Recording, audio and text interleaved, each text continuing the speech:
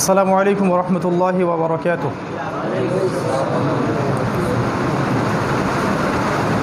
ইন্নাল হামদালিল্লাহ নাহমাদুহু ওয়া নাস্তাঈনুহু মান ইয়াহদিহিল্লাহু ফালা মুদিল্লা লাহু ওয়া মান ইউদ্লিল ফালা হাদিয়া লাহু ওয়া নাশহাদু আন লা ইলাহা ইল্লাল্লাহ ওয়াহদাহু লা শারীকা লাহু ওয়া নাশহাদু আন্না মুহাম্মাদান আবদুহু ওয়া রাসূলুহু আম্মা বা'দ।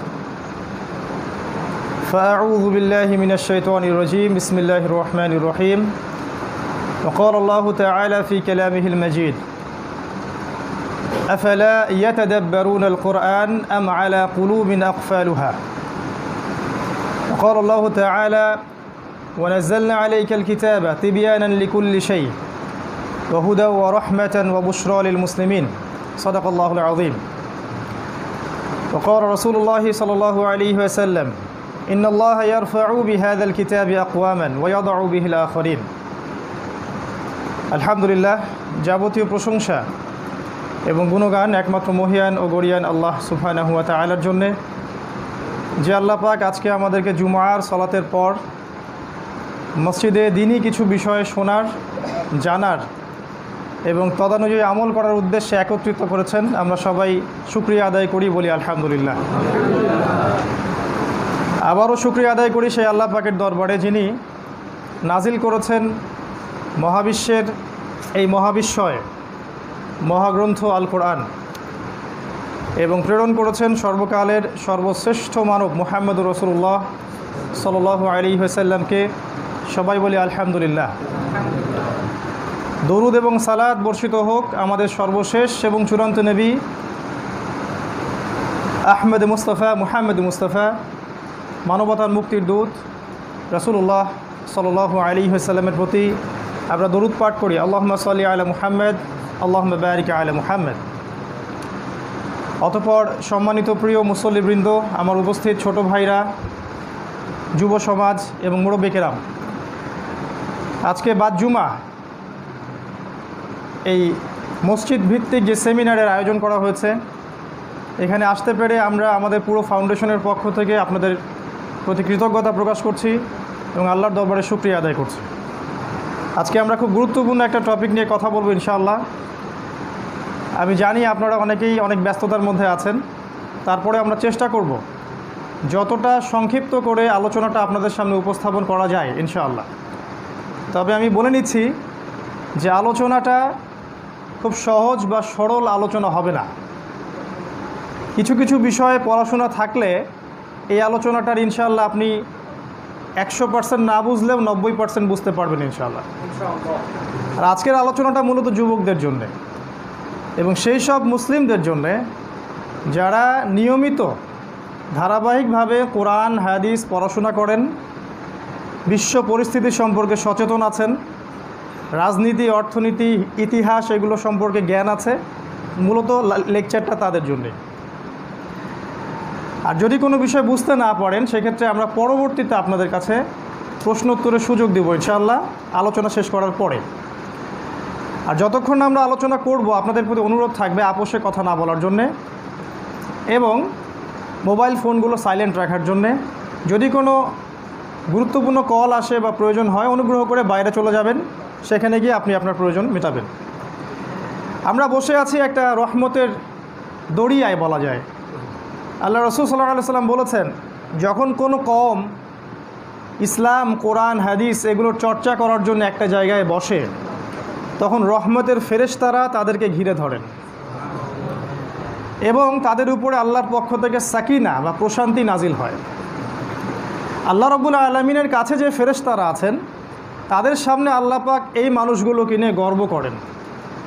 এটা কি আপনাদের জন্য খুশির কথা নয়? কেন গর্ব করেন? কারণ ফেরেশতারা প্রথমে ভ্যাটও দিয়েছিল যে কী দরকার মানুষকে সৃষ্টি করার, আমরাই তো আপনার ইবাদত করার জন্যে যথেষ্ট। মানুষ সৃষ্টি করলে পৃথিবীতে গিয়ে তারা দুইটা কাজ করবে, হে আল্লাহ। একটা হচ্ছে তারা ফিতনা আর ফাসাদ সৃষ্টি করবে, আর 2 নাম্বার তারা রক্তপাত ঘটাবে। এই কথাটা বলেছিলেন ফেরেশতারা। ওয়া নাহনু নুসাব্বিহু বিহামদিক ওয়া নুকদ্দিসু লাক। অথচ আমরা আপনার প্রশংসা করি, তাসবিহ পাঠ করি। কি দরকার আছে মানুষ সৃষ্টি করার? যদি খেয়াল করে দেখেন আপনি, আজকে পৃথিবীতে মানুষের কাজ এখন দুইটাই, হয় মানুষ মারামারি কাটাকাটি রক্তপাত, অথবা ফিতনা আর ফাসাদ। ওই যে ভাই লেকচারে বললো একটু আগে শুনলেন, এই যে খুন, সুদ, ঘুষ, ধর্ষণ, জিনা, ব্যভিচার, এগুলো কি ফাসাদ নয়? দেশে দেশে মারামারি, দলে দলে মারামারি, মুসলিমদের মধ্যে মারামারি, তারপরে আপনার গোত্রে গোত্রে হানাহানি, ছিনতাই, রাহাজানি, হত্যা, লণ্ঠন, এগুলো কি ফাসাদ নয়? এই কাজগুলো কি গরু ছাগল করে না মানুষ করে? বলেন কে করে? এটাই ফেরেশতারা বলেছিলেন যে মানুষ সৃষ্টি করার কি দরকার, তারা পৃথিবীতে গিয়ে হয় ফিতনা ফাসাদ সৃষ্টি করবে, না হলে রক্তপাত ঘটাবে। কিন্তু আল্লাহ কি বলেছিলেন? ইন্নী আ'লামু মা লা তা'লামুন, হে ফেরেশতারা তোমরা যা জানো না আমি সেটা জানি, আমি যা জানি তোমরা সেটা জানো না। মানে আল্লাহ পাক বলতে চাচ্ছেন এই পুরো মানব জাতির মধ্যে কিছু কিছু আল্লাহর বান্দা থাকবেন যারা ফিতনা ফাসাদ সৃষ্টিকারী হবে না, যারা রক্তপাত ঘটাবে না, যারা আল্লাহদ্রোহী হবে না, আল্লাহর বিধানের লঙ্ঘন করবে না। এই জন্যে আল্লাহ পাক মানুষকে বড় করে তোলার জন্যে ফেরেশতাদের সামনে গর্ব করে বলেন, দেখো আমার বান্দারা একত্রিত হয়েছে, তারা জান্নাত নিয়ে কথা বলছে, তারা জাহান্নাম নিয়ে কথা বলছে, তারা আমার ভয় নিয়ে কথা বলছে, আমার দিন নিয়ে কথা বলছে। তো আমরা আলহামদুলিল্লাহ এখন যারা মসজিদে বসে আছি তারা এই সৌভাগ্যবানদের অন্তর্ভুক্ত। এটা কি আপনি বিরক্ত হচ্ছেন? একটু কষ্ট হবে, 1 ঘন্টা সময় লাগবে হয়তো, আজকে না হয় একটু পরে খাওয়া দাওয়া করলেন। আলোচনার বিষয় আমার টপিক হচ্ছে আজকে শেষ জামানার চেতনা, যেটা অ্যানাউন্স করা হয়েছে। তো শেষ জামানাকে বুঝতে হলে কিছু কিছু বিষয়ে পড়াশোনা করতে হয়। সেই টপিকগুলো বলে দিচ্ছি, স্পেশালি যুবকদের কাজে লাগবে। 1 নাম্বার আপনাকে পড়তে হবে নবী সাল্লাল্লাহু আলাইহি ওয়াসাল্লামের জীবনী। হাত উঁচু করেন তো কতজন রাসূল সাল্লাল্লাহু আলাইহি ওয়াসাল্লামের জীবনী পড়েছেন? আপনারা বলেন তো পার্সেন্টেজটা কতটুকু, কত পার্সেন্ট পড়েছে? আমরা কি আমাদের নবীকে ভালোবাসি না? যে কোনো যুবককে জিজ্ঞাসা করেন বাংলাদেশ ক্রিকেট দলের বর্তমান অধিনায়কের নাম কি, অথবা সাকিব আল হাসানের স্ত্রীর নাম কি, পারবে না বলতে? জিজ্ঞাসা করেন নবী সাল্লাল্লাহু আলাইহি ওয়াসাল্লামের দ্বিতীয় স্ত্রীর নাম কি, ব্যাস ফুল স্টপ, আর জ্ঞানে কুলায় না। এই ব্যাপারটাকে আপনি কি মনে করছেন? মানে আমরা আমাদের আদর্শ, আমাদের রোল মডেল এর জায়গাটা সরিয়ে দিয়েছে। আল্লাহ পাক কোরআনে বলেছিলেন লাকাদ কানা লাকুম ফি রাসূলিল্লাহি উসওয়াতুন হাসানা, তোমাদের জন্যে নবী সাল্লাল্লাহু আলাইহি ওয়াসাল্লামের মধ্যে আছে উত্তম আদর্শ।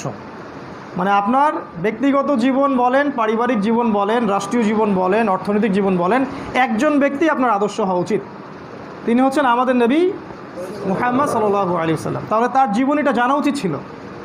দুর্ভাগ্যজনক হচ্ছে আমাদের দেশের আমার মনে হয় 90% মানুষই তার জীবনী জানে না। আর আমাদের দেশটাকে আমরা দাবি করি যে মুসলিম প্রধান দেশ, তাই না? 90% মুসলিম বলি আমরা। তো 90% মুসলিম এই দেশের পড়াশোনার যে সিলেবাস, এই সিলেবাসে নবীর জীবনী বাধ্যতামূলক করা হয়নি। অথচ অনেক ইউরোপিয়ান কান্ট্রিতেও নবীর জীবনী পড়ানো হয়। এটা আমাদের জন্য নিশ্চয়ই গর্বের বিষয়, তাই না? কিছু কথা হয়তো খারাপ লাগবে, কিন্তু এটা আঘাত করার জন্য নয়, চেতনা জাগ্রত করার জন্য। তো শেষ জামানাকে বুঝতে হলে আপনাকে প্রথমে পড়তে হবে নবীর জীবনী। কেন প্রথমে তার জীবনী? কারণ কোরআন হাদিস আপনি যত ভালোই পড়েন না কেন, যদি সেটাকে নবীর জীবনীর সাথে না মিলাতে পারেন তাহলে আপনি বুঝতে পারবেন না কোরআনের কোন আয়াত কখন নাজিল হয়েছে আর কোন হাদিস কখন নাজিল হয়েছে। এরপর আপনাকে পড়তে হবে এই যে বইটা আল কোরআন, বিশুদ্ধ করে পড়া শিখতে হবে। আমাদের বড় ভাই কোরআনের উপর একটা খুতবা দিয়েছিলেন, আপনারা শুনছেন একটু আগে। আমি একটা কথা খালি অ্যাড করতে চাই তার সাথে, যদি এই বইটার মাধ্যমে সাফল্য পেতে চান, আল্লাহ পাক বলেছেন এই বইটা আমাদের সাফল্যের মানদণ্ড। এই বইটার হক আদায় করবেন, দুনিয়াতে সফল হবেন, পরকালে সফল হবেন। এই বইয়ের হক আদায় করবেন না, দুনিয়াতেও সফল হবেন না, ইনশাআল্লাহ পরকালেও সফল হবেন না। স্ট্রেট কাট কথা। এটা কোরআনে অনেক দলিল আছে। কি করলে এই বইয়ের হক আদায় হবে? 6টা কাজ করলে এই বইয়ের হক আদায় হয়। কয়টা কাজ? 1 নাম্বার, বিশুদ্ধ করে এই বইটা তিলাওয়াত করা শিখতে হবে প্রত্যেকটা মুসলিমকে, হোক সেটা বুড়া বা যুবক বা বৃদ্ধা বা মহিলা বা শিশু। এটা বড় কথা নয়, প্রত্যেক মুসলিমকেই আল কোরআন বিশুদ্ধ করে পড়া শিখতেই হবে। নিজের উপর এটাকে ফরজ করে নেওয়া লাগবে। একজন সাহাবী দেখাতে পারবেন যিনি কোরআন বিশুদ্ধ করে পড়তে জানতেন না? এমন কোনো সাহাবী দেখাতে পারবেন, নবীর সাহাবী, যিনি কোরআন বিশুদ্ধ করে পড়তে জানতেন না? মানে আমাদের নবী এবং সাহাবায়ে কেরাম এই 6টা হক আদায় করেছিলেন। 1 নাম্বার হচ্ছে বিশুদ্ধ করে কোরআন পড়তে শেখা। 2 নাম্বার হচ্ছে এর অর্থটা বোঝা। শুধু তোতা পাখির মতো হাফেজ হলে হবে না ভাই, কিছু মনে করবেন না। আমি লক্ষ লক্ষ হাফেজকে চিনি যারা কোরআনের অর্থ জানে না। এই হাফেজ আল্লাহ রসুল হতে বলেননি। আল্লাহ পাক বলেছেন সূরা মুহাম্মাদের মধ্যে, আফালা ইয়াতাদাব্বারুনাল কোরআন, তারা কি কোরআন সম্পর্কে চিন্তা ভাবনা গবেষণা করে না? আম আলা কুলুবিন আকফালুহা, নাকি ওদের হৃদয়ে সব তালাবদ্ধ হয়ে গেছে? আল্লাহ পাক সূরা কমারে বলেছেন, আয়াত নম্বর 17, 22, 32, 40, 4টা আয়াতে, ওয়ালাকাদ ইয়াসসারনাল কুরআনা লিযিকরি ফাহাল মিন মুদ্দাকির, আমি কোরআনকে বোঝার জন্যে সহজ করে দিয়েছি। কি করেছি? সহজ। আল্লাহ বলেছেন সহজ করে দিয়েছি। আর আমরা বলি যে বইটা কঠিন, তাই না? এটা শুধু আলেম ওলামারা পারবে, আমরা পারবো না বলি না আমরা। আল্লাহ বলেছেন আমি বইটাকে সহজ করে দিই। ফাহাল মিন মুদ্দাকির, কেউ কি আছো উপদেশ গ্রহণ করবে? কি জবাব দিবেন আপনি এখন আল্লাহর কথার?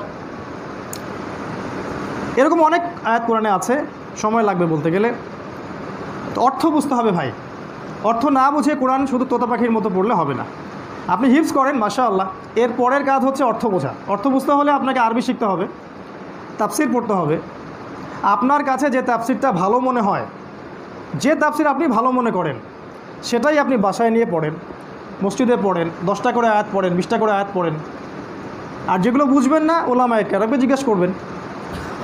আর হ্যাঁ, অনুবাদ পড়েই নিজেকে মুফতি মনে করবেন না, এটা একটা সমস্যা।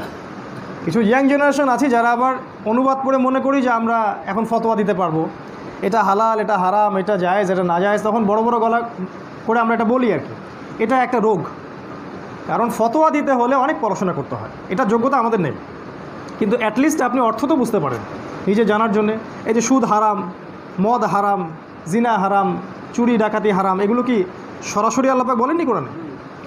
তো 2 নাম্বার হক হচ্ছে হক আদায় করা। 3 নাম্বার এর প্রতিটা আদেশ মেনে চলা, কোরআনের প্রতিটা আদেশ মেনে চলা। যেমন সলাৎ, 5 ওয়াক্ত সলাৎ কতজন মুসলিম পড়েন বা পড়ি এখন আমরা বলেন? আর পাক্কা নামাজি কারা, ওটা জানতে হলে আপনাকে ফজরের নামাজে আসতে হবে। জোহরের নামাজে আসলে বুঝতে পারবেন না। এখন তো মসজিদ ভর্তি, তাই না ভাই? ফজরও ছিল নাকি? কয় কাতার ছিল? 2 কাতার, 1 কাতার, সব জায়গায় একই অবস্থা, আমাদের ওখানে একই অবস্থা। আল্লাহ পাক আমাদেরকে পাক্কা নামাজি বানিয়ে দিন, আল্লাহুম্মা আমিন। আদেশ, যেমন যাকাত দিতে হবে, সৎ কাজের আদেশ করতে হবে, অসৎ কাজে নিষেধ করতে হবে। আল্লাহ পাকের এই যে বিধানগুলো, এগুলো বাস্তবায়ন করতে হবে। কত আদেশ আল্লাহ পাক কোরআনে করেছেন, সবগুলো আদেশকে নিজের গণ্ডির মধ্যে আগে পালন করার চেষ্টা করা। আগে নিজে পালন করব, পরিবারকে করাবো, ইনশাআল্লাহ আমার সাধ্যে থাকলে সমাজে করাবো, আল্লাহ সাধ্য দিলে রাষ্ট্রেও করাবো ইনশাআল্লাহ। শুধু রাষ্ট্র কেন, সামনের দিনগুলোতে ইসলাম বিশ্বে প্রতিষ্ঠিত হবে ইনশাআল্লাহ, এ বিষয়ে কোনো সন্দেহ নাই। যতই চেতনাধারীরা কথা বলুক না কেন, ইসলাম সেকেলে মৌলবাদী সংস্কৃতি, এই যুগে চলে না, ও যুগে চলতো, হ্যাঁ, এরা সবাই জঙ্গি, সন্ত্রাসী ইত্যাদি ইত্যাদি, যত প্রোপাগান্ডাই তারা চালাক, আমরা স্পষ্ট করে বলতে চাই, আগামী অল্প কিছু সময়ের মধ্যেই, আল্লাহ ভালো জানেন কত বছর, আমাদের অনুমান 5, 10, 15, 20, আল্লাহ ভালো জানেন, আমাদের অনুমান আর কি, এর মধ্যে পুরো বিশ্বের এই পরিস্থিতি পরিবর্তন হয়ে যাবে। একটা কাঁচা বাড়ি, একটা পাকা বাড়ি বাদ থাকবে না যেখানে আল্লাহর কালিমার পতাকা বুলন্দ হবে না ইনশাআল্লাহ। কে করবেন? ইমামুল মাহদি করবেন আল্লাহ পাকের আদেশে। তার সাথে কে থাকবে? ঈসা আলাইহিস সালাম থাকবেন। তোমরা জাতিসংঘ দিয়ে ঠেকাও, আর ন্যাটো দিয়ে ঠেকাও, আর ইউনাইটেড নেশন দিয়ে ঠেকাও, আর ইউরোপীয় ইউনিয়ন দিয়ে ঠেকাও, কিছু দিয়ে ঠেকাতে পারবে না, যতই কিছু করে নেক। এই কথাগুলো ওরা জানে, এটা জানে, কারণ রাসূল সাল্লাল্লাহু আলাইহি ওয়াসাল্লাম এই কথাটা হাদিসে বলেছেন। আর তারা আল্লাহ রসুলের কথাকে ভয় পায়। মুহাম্মদ একটা কথা বলেছেন, সেটা ফলবে ইনশাআল্লাহ। কিন্তু তারা এই জন্যই এত চেষ্টা করছে যাতে করে ইসলামটাকে তারা এখন ডমিনেট করে ফেলতে পারে, কিন্তু এটা কখনোই হবে না ইনশাআল্লাহ। জুলুম করে, নির্যাতন চালিয়ে, মুসলিমদেরকে হত্যা করে, রক্তপাত ঘটিয়ে ইসলামকে দমানো যাবে না। একটা শিকড় কাটবে আর 10টা শিকড় গজাবে ইনশাআল্লাহ, ইনশাআল্লাহু আজ্জা ওয়া জাল্লা। আমাদের দায়িত্ব হচ্ছে আদেশ পালন করা। 4, নিষেধ বর্জন করতে হবে, কোরআনের নিষেধ বর্জন করতে হবে। আমরা অনেকে আদেশ পালন করতে চাই, নিষেধ বর্জন করতে চাই না। দেখবেন বছর বছর হজ ওমরা করে, কিন্তু সুদটা ছাড়তে পারে না। সরকারের বড় বড় কর্মকর্তা, শুধু এদেশের না, বিশ্বের প্রায় মুসলিম কান্ট্রির, আমরা এদেশকে কেন্দ্র করে কথা বলছি না, পুরো মুসলিম উম্মার কথা বলছি। অনেক উঁচু উঁচু কর্মকর্তা আছেন, নামাজ রোজা হজ জাকাত মাশাআল্লাহ সব ঠিক আছে। আল্লাহ পাকের যে হারামগুলো, ঘুষ নেওয়া যাবে না, দুর্নীতি করা যাবে না, তারপরে আপনার চুরি ছিনতাই করা যাবে না, অন্যের সম্পদ আত্মসাৎ করা যাবে না, সুদ খাওয়া যাবে না, এগুলো ছাড়তে পারে না। মসজিদ কমিটির সভাপতি হয়ে বসে থাকে, সুদ ছাড়তে পারে না, আছে না? বছর বছর হজ ওমরা করে, সেজদা করতে করতে একদম কপালে দাগ পড়ে যায়, ঘুষ নেওয়া ছাড়তে পারে না, বোনের জমি দেয় না, এরকম হয় না? অন্যের জমি মেরে খায় না, সরকার যে রাস্তা নির্মাণ করার টাকা দিয়েছে টাকাটা পকেটে চলে যায় না। এগুলো কি অবাস্তব কথা বলছি? কেন হচ্ছে? কোরআনের আদেশ মানে, নিষেধ মানে না। কিছু কিছু আদেশ মানে, নিষেধগুলোকে বর্জন করে না। এদের শাস্তি সম্পর্কে আল্লাহ পাক বলেছেন, একটা আয়াত বলে অন্য প্রসঙ্গে যাচ্ছি। আল্লাহ পাক সূরা বাকারার মধ্যে বলেছেন যে আফাতুমিনুনা বিবাদিল কিতাব ওয়া তাকফুরুনা বিবাদ, তবে কি তোমরা, ভালো করে শোনেন, তবে কি তোমরা কিতাবের কিছু অংশকে বিশ্বাস করো আর কিছু অংশকে তোমরা অস্বীকার করো? তবে কি তোমরা আল্লাহর কিতাবের কিছু অংশ মানো আর কিছু অংশ মানো না? ফামান, আয়াতটা কি জানি ভাই? আফাতুমিনুনা বিবাদিল কিতাব ওয়া তাকফুরুনা বিবাদ ফামা জাযাউ মান ইয়াফআলু যালিকা ইল্লা খিজিউন ফিল হায়াতিদ দুনিয়া। আল্লাহ পাক বলেছেন, এইরকম আকীদা বিশ্বাস যারা লালন করবে পৃথিবীতে, এই দুনিয়াতে আল্লাহ পাক তাদেরকে লাঞ্ছিত করবেন। এই দুনিয়াতে আল্লাহর কথা মিথ্যা? আল্লাহ পাক বলেছেন এই দুনিয়াতেই আমি ওদেরকে লাঞ্ছিত করব। দেখবেন অগ্রগতি হচ্ছে না, কাফেরদের কাছ থেকে টাকা না আসলে খাইতে পারি না, ওদের সাথে চুক্তিবদ্ধ না হলে দেশ চালাতে পারছি না, মানে নিজে স্বয়ংসম্পূর্ণ হতে পারছি না। খিজিউন, এটাকে বলা হয় লাঞ্ছনা, আল্লাহর পক্ষ থেকে চাপিয়ে দেওয়া হয়েছে। বড় হতে পারবেন না, কারণ আপনি আল্লাহর সাথে গাদ্দারি করেছেন। কিতাবের কিছু অংশ মেনেছেন, কিছু অংশ মানেন নাই, এটা আল্লাহর শাস্তি। আর কি হবে? ওয়াউমাল কিয়ামাতি ইউরাদ্দুনা ইলা আশাদ্দিল আযাব, আর কিয়ামতের মাঠে আমি এদেরকে সবচেয়ে যন্ত্রণাদায়ক শাস্তি দিব। কিয়ামতের মাঠে আমি এই শ্রেণীর মানুষকে, যারা কিতাবের কিছু অংশ মানে কিছু অংশ মানে না, এদেরকে সবচেয়ে যন্ত্রণাদায়ক মর্মান্তিক শাস্তি দিব। এটা আল্লাহর কথা, তাই আদেশও মানতে হবে, নিষেধও বর্জন করতে হবে। পাঁচ নাম্বার হচ্ছে হক, এর দাওয়াত। এই বইটার দাওয়াত আপনাকে পৌঁছে দিতে হবে, ঘরে ঘরে, মসজিদে মসজিদে, এলাকায় এলাকায়, জেলায় জেলায়, প্রতিটা জায়গায়। কোরআনের শুধু তিলাওয়াতের দাওয়াত না, এর শিক্ষা, এর অনুবাদ, এর বাস্তবায়ন, এই বিষয়গুলো দাওয়াতটা পৌঁছে দিতে হবে। আমরা শুনে খুব খুশি হয়েছি আপনাদের মসজিদে হয়তো মক্তব চালু করবেন, মাদ্রাসা করবেন, কোরআন শিক্ষার কোর্স চালু করবেন। এই জিনিসগুলো বেশি বেশি হওয়া উচিত। আমরা দোয়া করি আল্লাহ পাক যেন এই প্রতিষ্ঠানটাকে বা মসজিদটাকে কবুল করে নেন, এবং এখান থেকে যেন পুরো এলাকায় কোরআনের আলোটা ছড়িয়ে পড়ে, আল্লাহ পাক যেন কবুল করে। এখন এই বিষয়ের মেহনত বেশি দরকার। আমরা কি করি? আমরা নিজ নিজ আদর্শ আর দর্শনের প্রচারে বেশি ব্যস্ত। তো আল্লাহ পাকের আদর্শ, আল্লাহ পাকের দর্শন, আল্লাহ পাকের কোরআন কিতাব, এটার প্রচারে আমরা সময় দিতে চাচ্ছি না। আমাদের জান মাল সময়গুলো এর পিছনে ব্যয় করতে চাচ্ছি না। কিন্তু আপনি যদি কোরআনের প্রচার প্রসারের জন্য কাজ করেন, তাহলে কি নাকি হবে জানেন? যতগুলো মানুষকে আপনি হেদায়েতের পথ দেখাবেন, সমস্ত মানুষের নেকি আপনি পাবেন। আমাদের নবীজি বলেছেন, তোমার দ্বারা যদি একটা মানুষও হেদায়েত হয়ে যায়, হে আলী, তোমার দ্বারা যদি একটা মানুষও হেদায়েত হয়ে যায়, খয়রুল লাকা মিন হুমুরিন নাআম, এই হেদায়েতটা তোমার জন্যে আল্লাহর পথে শত শত উট কোরবানি করার চেয়ে বেশি নেকির কাজ। একটা উট কোরবানি করা কত কষ্টের কাজ আমাদের জন্য। আপনার দাওয়াতের ফলে, কোরআনের প্রচারের ফলে যদি মানুষ আল্লাহর পথে ফিরে আসে, আপনি ওই ব্যক্তির সমস্ত নেকি আপনার আমল নামে পাবেন ইনশাআল্লাহ। কবে দেখতে পারবেন? যেদিন চক্ষু বিস্ফোরিত হয়ে যাবে, যেদিন 5টা প্রশ্নের উত্তর দেওয়ার আগে মানুষ অগ্রবর্তী হতে পারবে না। আমরা তো কবরের 3টা প্রশ্নের কথা জানি, তাই না? কি প্রশ্ন বলেন তো? প্রথম প্রশ্ন কি? মান রব্বুক ওয়া মা দীনুকা ওয়া মান হাযা রাজুলু বুইসা ফীকুম। এই তো, একটু শুনে রাখেন। এই প্রসঙ্গে একটা কথা বলি, পৃথিবীতে যারা আল্লাহ পাকের সাথে শিরিক করে কবরে যাবে, সে কোশ্চিনকালেও মান রব্বুকা প্রশ্নের উত্তর দিতে পারবে না। আবার বলছি, এই পৃথিবীতে যারা আল্লাহর সাথে শিরিক করে কবরে যাবে তওবা না করে, মান রব্বুকা, তোমার রবকে, এই প্রশ্নের উত্তর সে দিতে পারবে না। সে বলবে লা আদরি লা আদরি, আমি জানি না, আমি জানি না। তাই মৃত্যুর আগেই শিরক থেকে বের হয়ে আসতে হবে। শিরক বোঝেন তো? আল্লাহ ছাড়া অন্য কারো ইবাদত করা, আল্লাহ ছাড়া অন্য কারো কাছে সিজদা করা, আল্লাহ ছাড়া অন্য কারো কাছে দোয়া করা, আল্লাহ ছাড়া অন্য কারো নামে মানত করা, আল্লাহ ছাড়া অন্য কারো আইন বাস্তবায়ন করা, সবই শিরক। এই প্রতিটাই শিরক। আরও অনেক শিরক আছে, আজকে বলার সময় পাচ্ছি না। তবে মনে রাখবেন, শিরক থাকলে আমলে এই প্রশ্নের উত্তর দেওয়া যাবে না। 2 নম্বর, মা দিনুকা।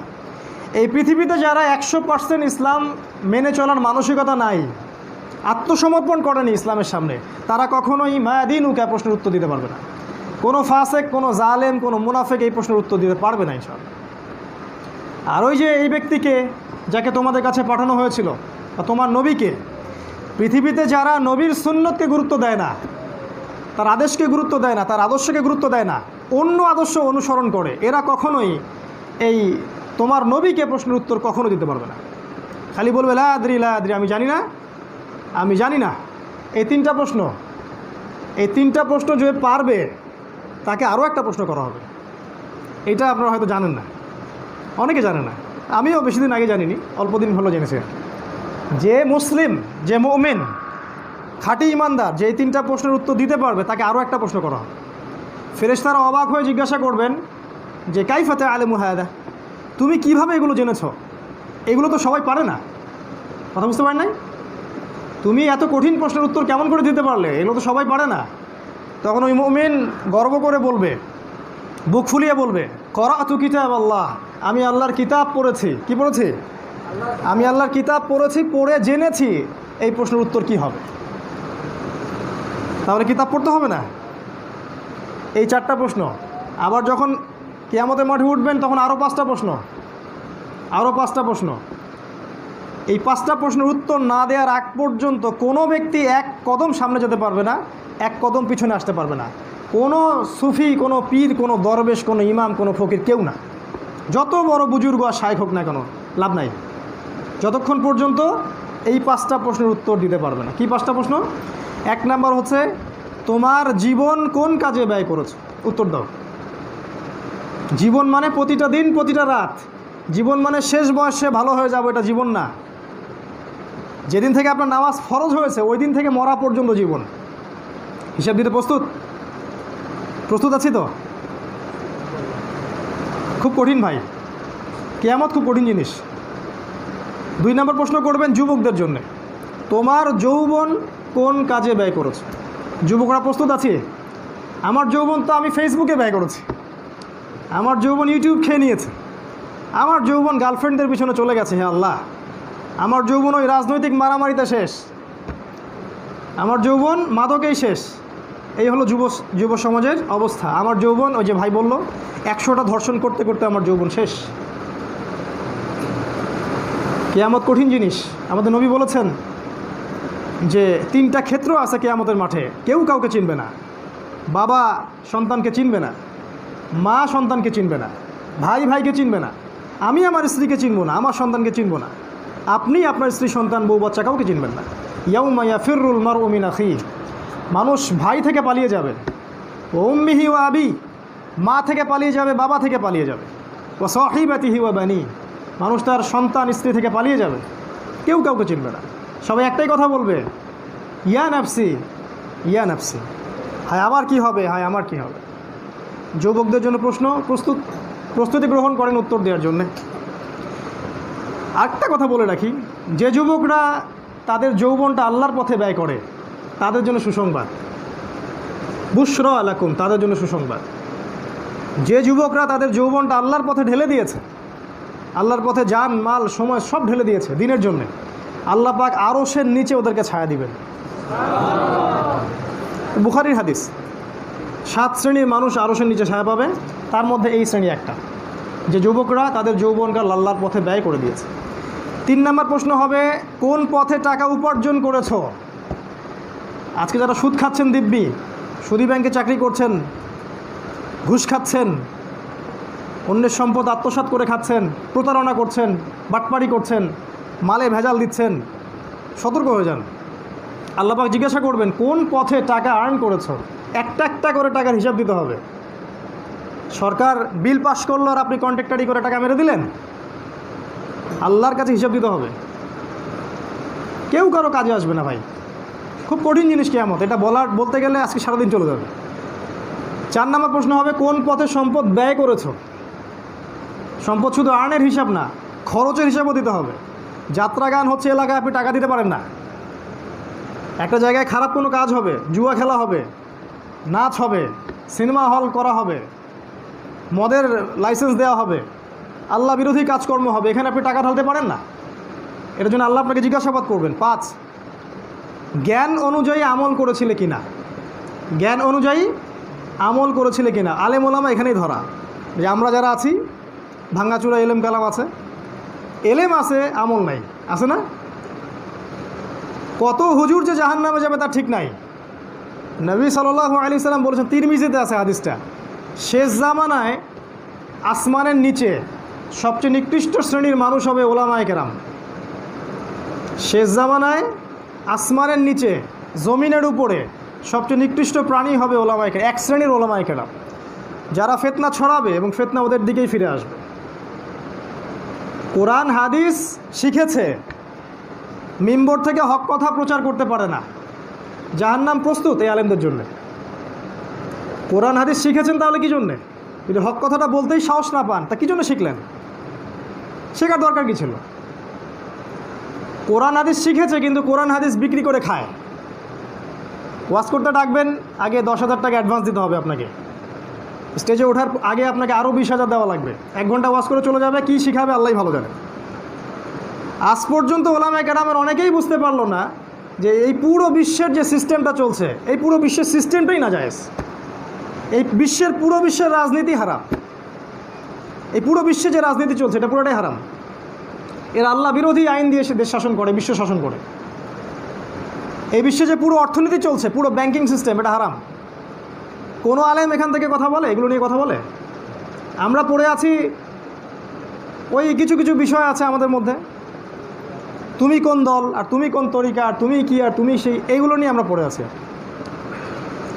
তো ওলামায়ে কেরামের জন্য মহাবিপদ আছে। একটা হাদিস বলি, এই হাদিসটা বলতে গিয়ে আবু হুরায়রা রাদিয়াল্লাহু আনহু অজ্ঞান হয়ে পড়ে যেতেন। হাদিসটা আসে, বুখারীতেই আছে। আল্লাহ পাক কিয়ামতের মাঠে তিনটা মানুষকে দিয়ে জাহান্নাম উদ্বোধন করবেন। আমরা দোয়া করি আমরা যেন ওদের অন্তর্ভুক্ত না হই, বলেন আমিন। প্রথম শ্রেণী হচ্ছে শহীদ। একটা শহীদকে ডাকা হবে। এখন তো অনেক শহীদ না, মারা গেলেই শহীদ টাইটেল আমরাই বসাই দিই। কিয়ামতের মাঠে বুঝবেন কে শহীদ আর কে গাজী। শহীদকে ডাকা হবে, আল্লাহ বলবেন কি করেছো আমার দিনের জন্য? সে বলবে আমি আপনার জন্য শহীদ হয়ে গেছি। আল্লাহ পাক বলবেন কাযাবত, মিথ্যা কথা বলছো তুমি। তুমি এই জন্য যুদ্ধে গিয়েছিলে যাতে মানুষ তোমাকে বলে তুমি অনেক বড় বীর, অনেক বড় কি গোত্রপ্রীতি আছে তোমার মধ্যে। ভাষার জন্যে, দেশের জন্যে, গোত্রের জন্যে, টাকার জন্যে, অনেক কারণে তুমি জীবন দিয়েছো। আমার দিনের জন্য জীবন দাও, ইসলামের জন্য দাওনি, অন্য অনেক কারণে দিয়েছো হয়তো। আজকে জাহান্নামে যাও। তাকে দিয়ে জাহান্নাম উদ্বোধন করা হবে। বলেন ইন্না লিল্লাহ ওয়া ইন্না ইলাইহি রাজিউন। বুখারী হাদিস, নবী বলেছেন। তারপরে একজনকে ডাকা হবে দানবীর। কি করেছো? অনেক টাকা পয়সা দান করেছি, মসজিদ করে দিয়েছি, মাদ্রাসা করে দিয়েছি, ইত্যাদি ইত্যাদি ইত্যাদি। আল্লাহ পাক বল মিথ্যা কথা বলছো, এমন এজন্যে দান করেছিলে যাতে মানুষ তোমাকে বড় দানবীর বলে। মানুষ দানবীর বলে এই জন্য দান করছি না আল্লাহর জন্য দান করছি, এটা কে জানবে? আল্লাহ জানবে। এটা কোথায় আছে? ভিতরে। এই ভিতরের কথা তো আল্লাহ ছাড়া কেউ জানেন না। এই হলো দ্বিতীয় মানুষ যাকে দিয়ে জাহান্নাম উদ্বোধন করা হবে। আর 3 নাম্বার, এই যে আলেম, হুজুরকে ডাকা হবে, শায়েখকে ডাকা হবে, উস্তাদজিকে ডাকা হবে, বুজুর্গকে ডাকা হবে। কি করেছিলেন? কোরআন সুন্নাহ শিখেছি, আল্লাহ আপনার দিন প্রচার করেছি, অনেক কোরআন তেলাওয়াত করেছি, মানুষকে দিন শিখিয়েছি। আল্লাহ পাক বলবেন মিথ্যা কথা বলছো, মানুষ তুমি এজন্য দিন শিখেছিলে, এজন্য জ্ঞান অর্জন করেছো যাতে মানুষ তোমাকে আলেম বলে, কারি বলে, শায়েখ বলে, বুজুর্গ বলে। এত সহজ না। এই 3 শ্রেণীর মানুষকে দিয়ে জাহান্নাম উদ্বোধন করা হবে। কথা প্রসঙ্গে এতগুলো কথা বললাম, তার আগে বললাম 5টা প্রশ্নের কথা, আশা করি মনে রাখবেন। 1 নাম্বার, জীবন কোন কাজে ব্যয় করেছো? 2 নাম্বার, যৌবন কোন কাজে ব্যয় করেছো? 3 নাম্বার, কোন পথে সম্পদ উপার্জন করেছো? 4 নাম্বার, কোন পথে সম্পদ ব্যয় করেছো? 5 নাম্বার, জ্ঞান অনুযায়ী আমল করেছিলে কি করনি। এই 5টা প্রশ্ন কিয়ামতের মাঠে আল্লাহ পাক যেন আমাদেরকে সহজেই পার করে দেন, আল্লাহুম্মা আমিন। আর ওই 3টা প্রশ্ন কবরে, সেটা কি? রবকে, দিন কি, আর নবীকে। শিরিক করলে রবকে উত্তর দিতে পারবেন না, ইসলাম নিয়ে ঠাট্টা তামাশা করলে দিন কি উত্তর দিতে পারবেন না, আর নবীর সুন্নত আদর্শ ফলো না করলে নবীকে এটা উত্তর দিতে পারবেন না। 4 নম্বর প্রশ্ন তো কথাই নাই, ওটা আসবেই না। এই 5 আর 3 8টা প্রশ্ন, এই কথাগুলো এই জন্য বললাম যে আপনাকে যদি শেষ জামানা বুঝতে হয় তাহলে আপনাকে শুরু থেকে পড়াশোনা করতে হবে। এই জন্য আমি প্রথমে বলেছি আপনাকে পড়তে হবে রাসূল সাল্লাল্লাহু আলাইহি ওয়াসাল্লামের জীবনী, 1 নাম্বার। 2 নাম্বার এই যে এই বইটা কীভাবে পড়বেন আমি 6টা হকের কথা বলেছি। 1 নাম্বার বিশুদ্ধ তিলাওয়াত শিখতে হবে। 2 নাম্বার আপনাকে এই বইয়ের অর্থ জানতে হবে। 3 নাম্বার এই বইয়ের আদেশ মেনে চলতে হবে। 4 নাম্বার এই বইয়ের নিষেধগুলোকে বর্জন করতে হবে। 5 নাম্বার এই বইয়ের দাওয়াত মানুষের ঘরে ঘরে পৌঁছে দিন।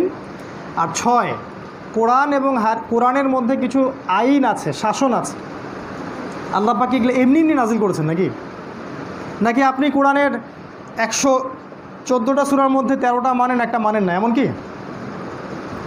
যদি কোরআন এবং হাদিসের একটা আয়াত, একটা হাদিসকেও কেউ জেনে শুনে অস্বীকার করে, সে কি মুসলিম থাকে? তা আমরা যে কোরআন এবং হাদিসের মধ্যে অসংখ্য আইন আল্লাহ পাক দিয়েছেন, যেমন চুরি করলে চোরের হাত কেটে দাও, ধর্ষণ করলে মৃত্যুদণ্ড দাও। নতুন আইন এটা প্রাচীন আইন। কোরআন আসার আগেও এরকম রজমের আইন ছিল, তাওরাতে ছিল, জাবুরে ছিল, ইঞ্জিলে ছিল। কেউ যদি ডাকাতি করে একদিকের হাত আর একদিকের পা কেটে দাও, জিনা করলে বেত্রাঘাত করো, মদ পান করলে বেত্রাঘাত করো, কেউ যদি কাউকে অন্যায়ভাবে হত্যা করে তাকেও হত্যা করো, এটাকে বলে কেসাস।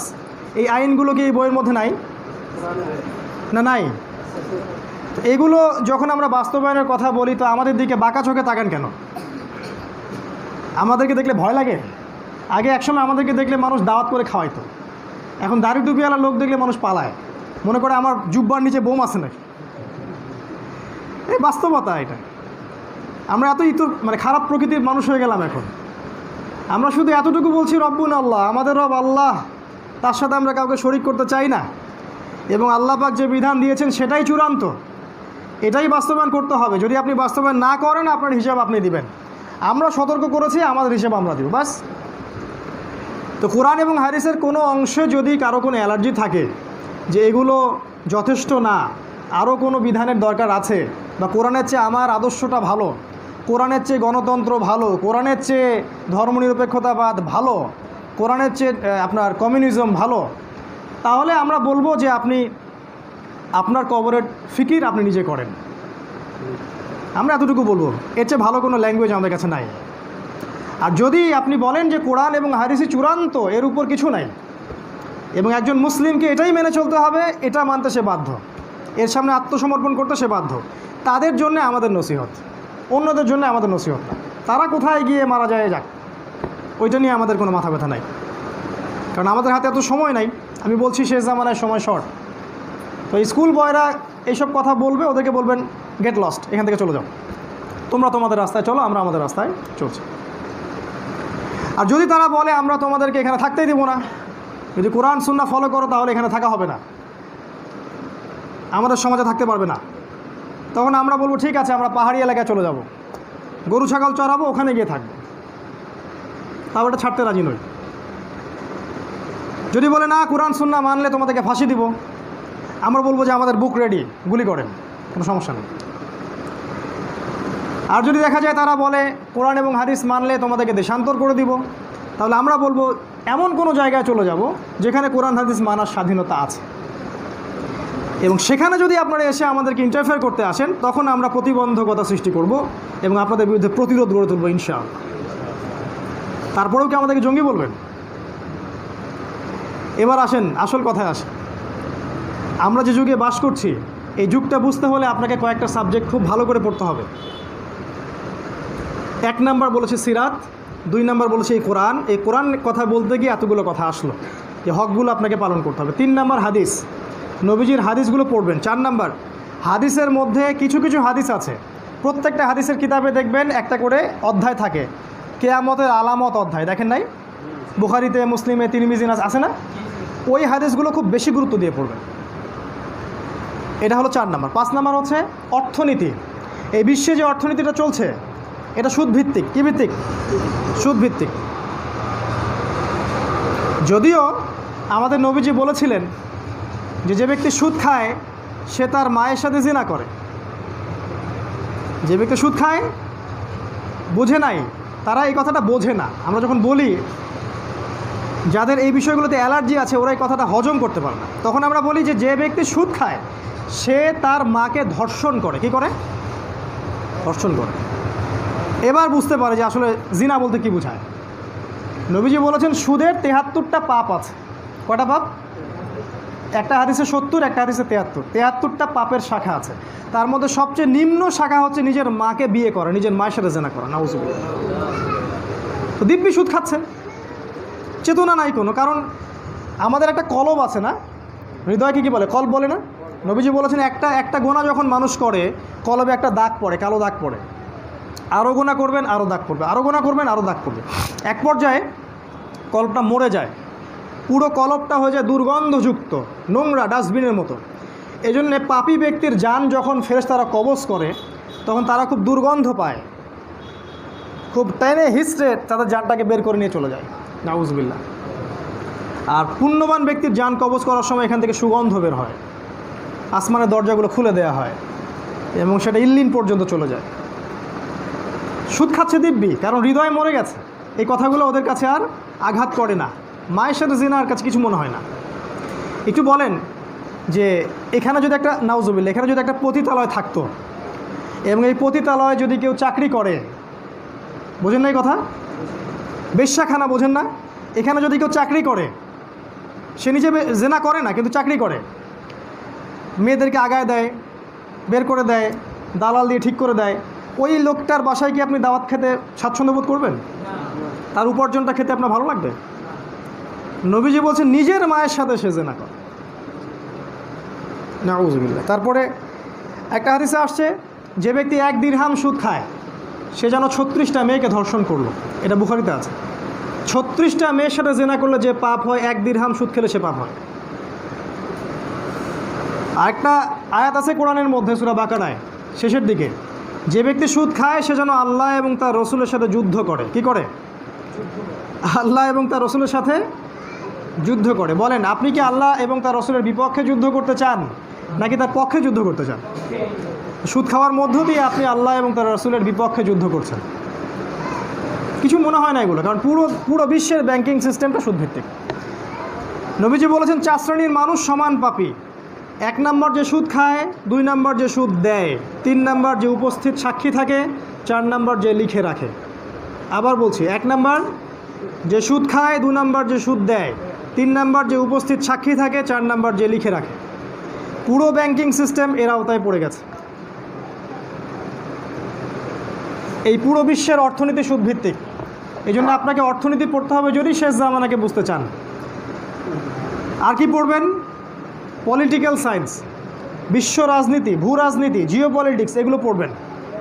বিশ্বের কোথায় কি হচ্ছে এটা সম্পর্কে সচেতন দৃষ্টি রাখবেন, খবর শুনবেন, নিউজ দেখবেন। অবশ্যই এমন নিউজ দেখবেন না যেটা মিথ্যা, যেটা প্রতারণায় ভরা। তারপরে আর কি পড়বেন? ইতিহাস। শোনেন, নবী সাল্লাল্লাহু আলাইহি ওয়াসাল্লামের যুগ থেকে শুরু করে এই 2020 সাল পর্যন্ত ইতিহাসগুলো পড়বেন, কোথায় কি হয়েছে।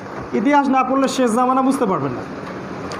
আরেকটা জ্ঞান অবশ্যই দরকার, সেটা হলো দর্শন। অনেকে মনে করেন যে দর্শনটা আবার কী জিনিস। ফিলোসফি জানতে হবে। ফিলোসফি এই কারণে জানতে হবে যে ইসলাম বিরোধী যত মতবাদগুলো আছে সবগুলো আপনি ওই শাস্ত্রের মধ্যে পাবেন। আমরা পড়েছি ওগুলো। এই ডেমোক্রেসি বলেন, সেকুলারিজম বলেন, ন্যাশনালিজম বলেন, এই জৈন দর্শন, চারবাক দর্শন, প্রাচীন গ্রিক দর্শন, সবই পড়েছি আমরা। এবং এগুলোর সবচেয়ে সেরা যে লিখনিটা সেটা কোরআনের একটা আয়াতের সমানও না। এগুলো সবচেয়ে সেরা যে জীবনীটা, সেরা যে লাইনটা, এটা কোরআনের একটা আয়াতের সমানও না। এটা আমরা কোরআন হাদিস পড়ার পরে কথাটা বলছি। যাই হোক, এগুলো পড়াশোনা যখন করবেন আপনি তখন শেষ জামানাকে বুঝতে পারবেন। আমি অল্প সময় কনক্লুড করব, এই অংশটুকু একটু ভালো করে বোঝেন, একটু মনোযোগ দিয়ে বসুন। নবী সাল্লাল্লাহু আলাইহি ওয়াসাল্লামের জন্ম আর তার মৃত্যু এই মাঝখানে সময়টা কতটুকু? 23 বছর। কত মানে নবুয়তের জীবনের কথা বলছে। তার বয়স 63 বছর আর নবুয়তের জীবন 23 বছর। আচ্ছা, এই 23 বছর নবী সাল্লাল্লাহু আলাইহি ওয়াসাল্লাম দাওয়াতি কাজ করেছেন এবং এমন কোনো বিষয় বলতে বাকি রাখেন নাই যা আমাদের জন্য কল্যাণকর, আর এমন কোনো বিষয় নিষেধ করতেও বাকি রাখেন নাই যা আমাদের জন্য অকল্যাণ। এটা একমত আপনি? নবী সাল্লাল্লাহু আলাইহি ওয়াসাল্লাম কিয়ামতের আগের দিন পর্যন্ত বা কিয়ামতের দিন পর্যন্ত কি হবে বিশ্বে সব কিছু বলে গিয়েছেন, এটা আপনি বিশ্বাস করেন?